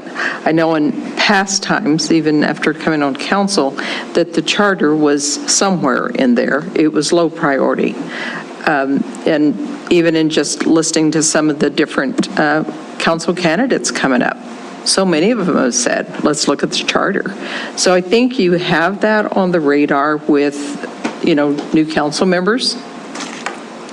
Oh, you don't agree? But anyway, oh, I have. So anyway, I agree with you. I think we have so much going right now. I'm happy to listen to Mr. Clark anytime, but as far as getting staff moving in that direction, I think right now, until we find out what happens after January 1. So. Okay, thank you very much. Further discussion, Councilmember Ronning? I guess I would just say, part of the problem with the charter is that come January 1, you have brand new staff again, and it's going to take them about a year and a half to even learn this job. And then they're going to learn this job, they're going to figure out their own individual priorities, and then the cycle's going to happen again, and it's going to happen again, and it's going to happen again. So at some point, we either say that we want to move forward and start the motion. You're just starting the motion. You're not changing the world. You're just starting the process. however long that process takes is going to be at the direction of the next council and the city administration and city staff, and the review committee that's going to be predominantly, probably just what Chris said, ex officios as well as citizen members. So my encouragement is just to remember how long it took you when you were first on council to even understand what zoning was, much less the city charter. And you figure out the problems of the charter by the third, fourth year in that budget cycle, and then you're in the same hamster wheel all over again. So my encouragement is just to think about that, and just again to say, you're only starting the process, you're not changing the entire charter. So just to say that. Thank you. Councilmember Brock? Thank you, Mayor. I'll say that I thought it was a good idea to do this 8 years ago, and I think it's a good idea to do it just a few months before I'm leaving. I think it's important, as Penny said, to get it started. You know, there are council members here today that are not going to be here in January, but it's a good idea to have it on the table for a new council that will be here for an amount of time that can start to tackle something like this. So I think to put it off to even start discussing it until after the first of the year is silly. You know, you can get it on the agenda for mid next year, whenever, but at least it's on the calendar and you're moving forward with it. I agree, shred it, start it over. And you will have no trouble finding people to volunteer to help you work on that thing. I guarantee it. Every year I hear about that. Rip it up, rip it up, rip it up. But I'm telling you, it'll be a Goliath task. Getting support from the community. Every 10 years they say, no, leave it alone, leave it alone, leave it alone. There are some things in there I think that people really like, and they're not going to want to see those go away. So yeah, I support it. Let's at least get it started, whether I get to be a part of that or not. Okay, thank you very much. Any other discussion on the motion? Councilmember Joy? Just to clarify, the motion is to just set in process a review of what can be done in order to move forward with the review? Yes, I think it's specifically to direct staff to put this topic generally on a work session. The timing to be determined by staff, is that consistent with the movement in the second? So in the staff's discretion, with a 30,000-foot level overview of the process involving Dan Clark, either at that time or soon thereafter, to one way or another start the process. And the only thing I would comment is the process is likely to include not just the review and revision of the charter, but city ordinances that are dependent upon the charter. We have a lot of procedures that are based on what the charter requires, and so it does create a bit of a snowball effect that we'd have to, that enlarges this Goliath task as well. So have to keep our eyes on that. So is the motion clear enough to move to a vote? Okay, Councilmember Ryan. And one more thing, just to real clarify, no matter if we put this in motion or not, no matter what, something has to go on the ballot in 2026, no matter what. So that timeline is there, no matter if you do anything or do nothing. So just wanted to share that. Sure. Councilmember Ewald? Thank you, Mayor. Is this 2026 or 2024? Because all the other dates that Gina gave us are all ending in 4, so I'm thinking it has to be settled in 2024. Gina, do you think it's 24? It is 24. Okay. All the more urgent, I guess. So no matter what, it has to be on the ballot in 2024. Okay, we'll proceed to a vote then on that motion. If in favor of the motion, please say aye. Aye. If opposed, say nay. Motion passes. Thank you very much. I have another item. I wouldn't call it a full-fledged initiative. You're glad to know. I was going to have Councilmember Yakowicz, Deputy Mayor Yakowicz, read this when he read the proclamation on Indigenous People Day. And it's just sort of a heads up, not asking for any action tonight, but This was written because, again, I was going to ask him to read it. We thought it'd be better to do it at this point. The proclamation that you heard at the beginning of our meeting was in recognition of Indigenous peoples, and in particular, in appreciation for members of the 13 Native American tribes that together constitute approximately 8% of the population of Montana, and whose heritage is very important to the history, culture, and economy of Billings and our region. It is not coincidental that this proclamation was read on Columbus Day, as for many Native Americans, this holiday is synonymous with colonialization, oppression, and the loss of cultural identity. It's therefore not surprising that many states and cities, including some in Montana, have moved to rename Columbus Day as Indigenous Peoples Day. On October 8, 2021, the President also issued dual proclamations that designate this day as both federally Columbus Day and Indigenous Peoples Day. This day is not recognized by the City of Billings as an official city holiday for city employees, and I would not recommend that we change that policy in the future. However, going forward, I believe that it would be appropriate if we took steps to locally recognize this day using a name other than Columbus Day. The primary purpose, though not the exclusive purpose in my view, of such a change should be to recognize the importance of Native American history and culture in our community. My personal belief is that a more inclusive name, such as Heritage Day, instead of Indigenous Peoples Day, which I for one can barely pronounce and definitely not spell correctly, would allow for the celebration of many different cultures and ethnic backgrounds and would be better received by the community while still advancing the primary purpose of recognizing the history and contributions of our Native American citizens. I had hoped to prepare a draft resolution and other paperwork describing this possible change so the council could consider them before today, but alas, time got away from me and it didn't happen. But I wanted the council to know that remains this remains my goal, and I hope to distribute something for your consideration in the weeks or months ahead that presumably would find its way onto one of our future agendas if city staff is amenable, or if not, I would bring it to the council in the form of a council initiative. Thank you, members of City Council, for your consideration. So that's that. Any other items of council initiative before we adjourn?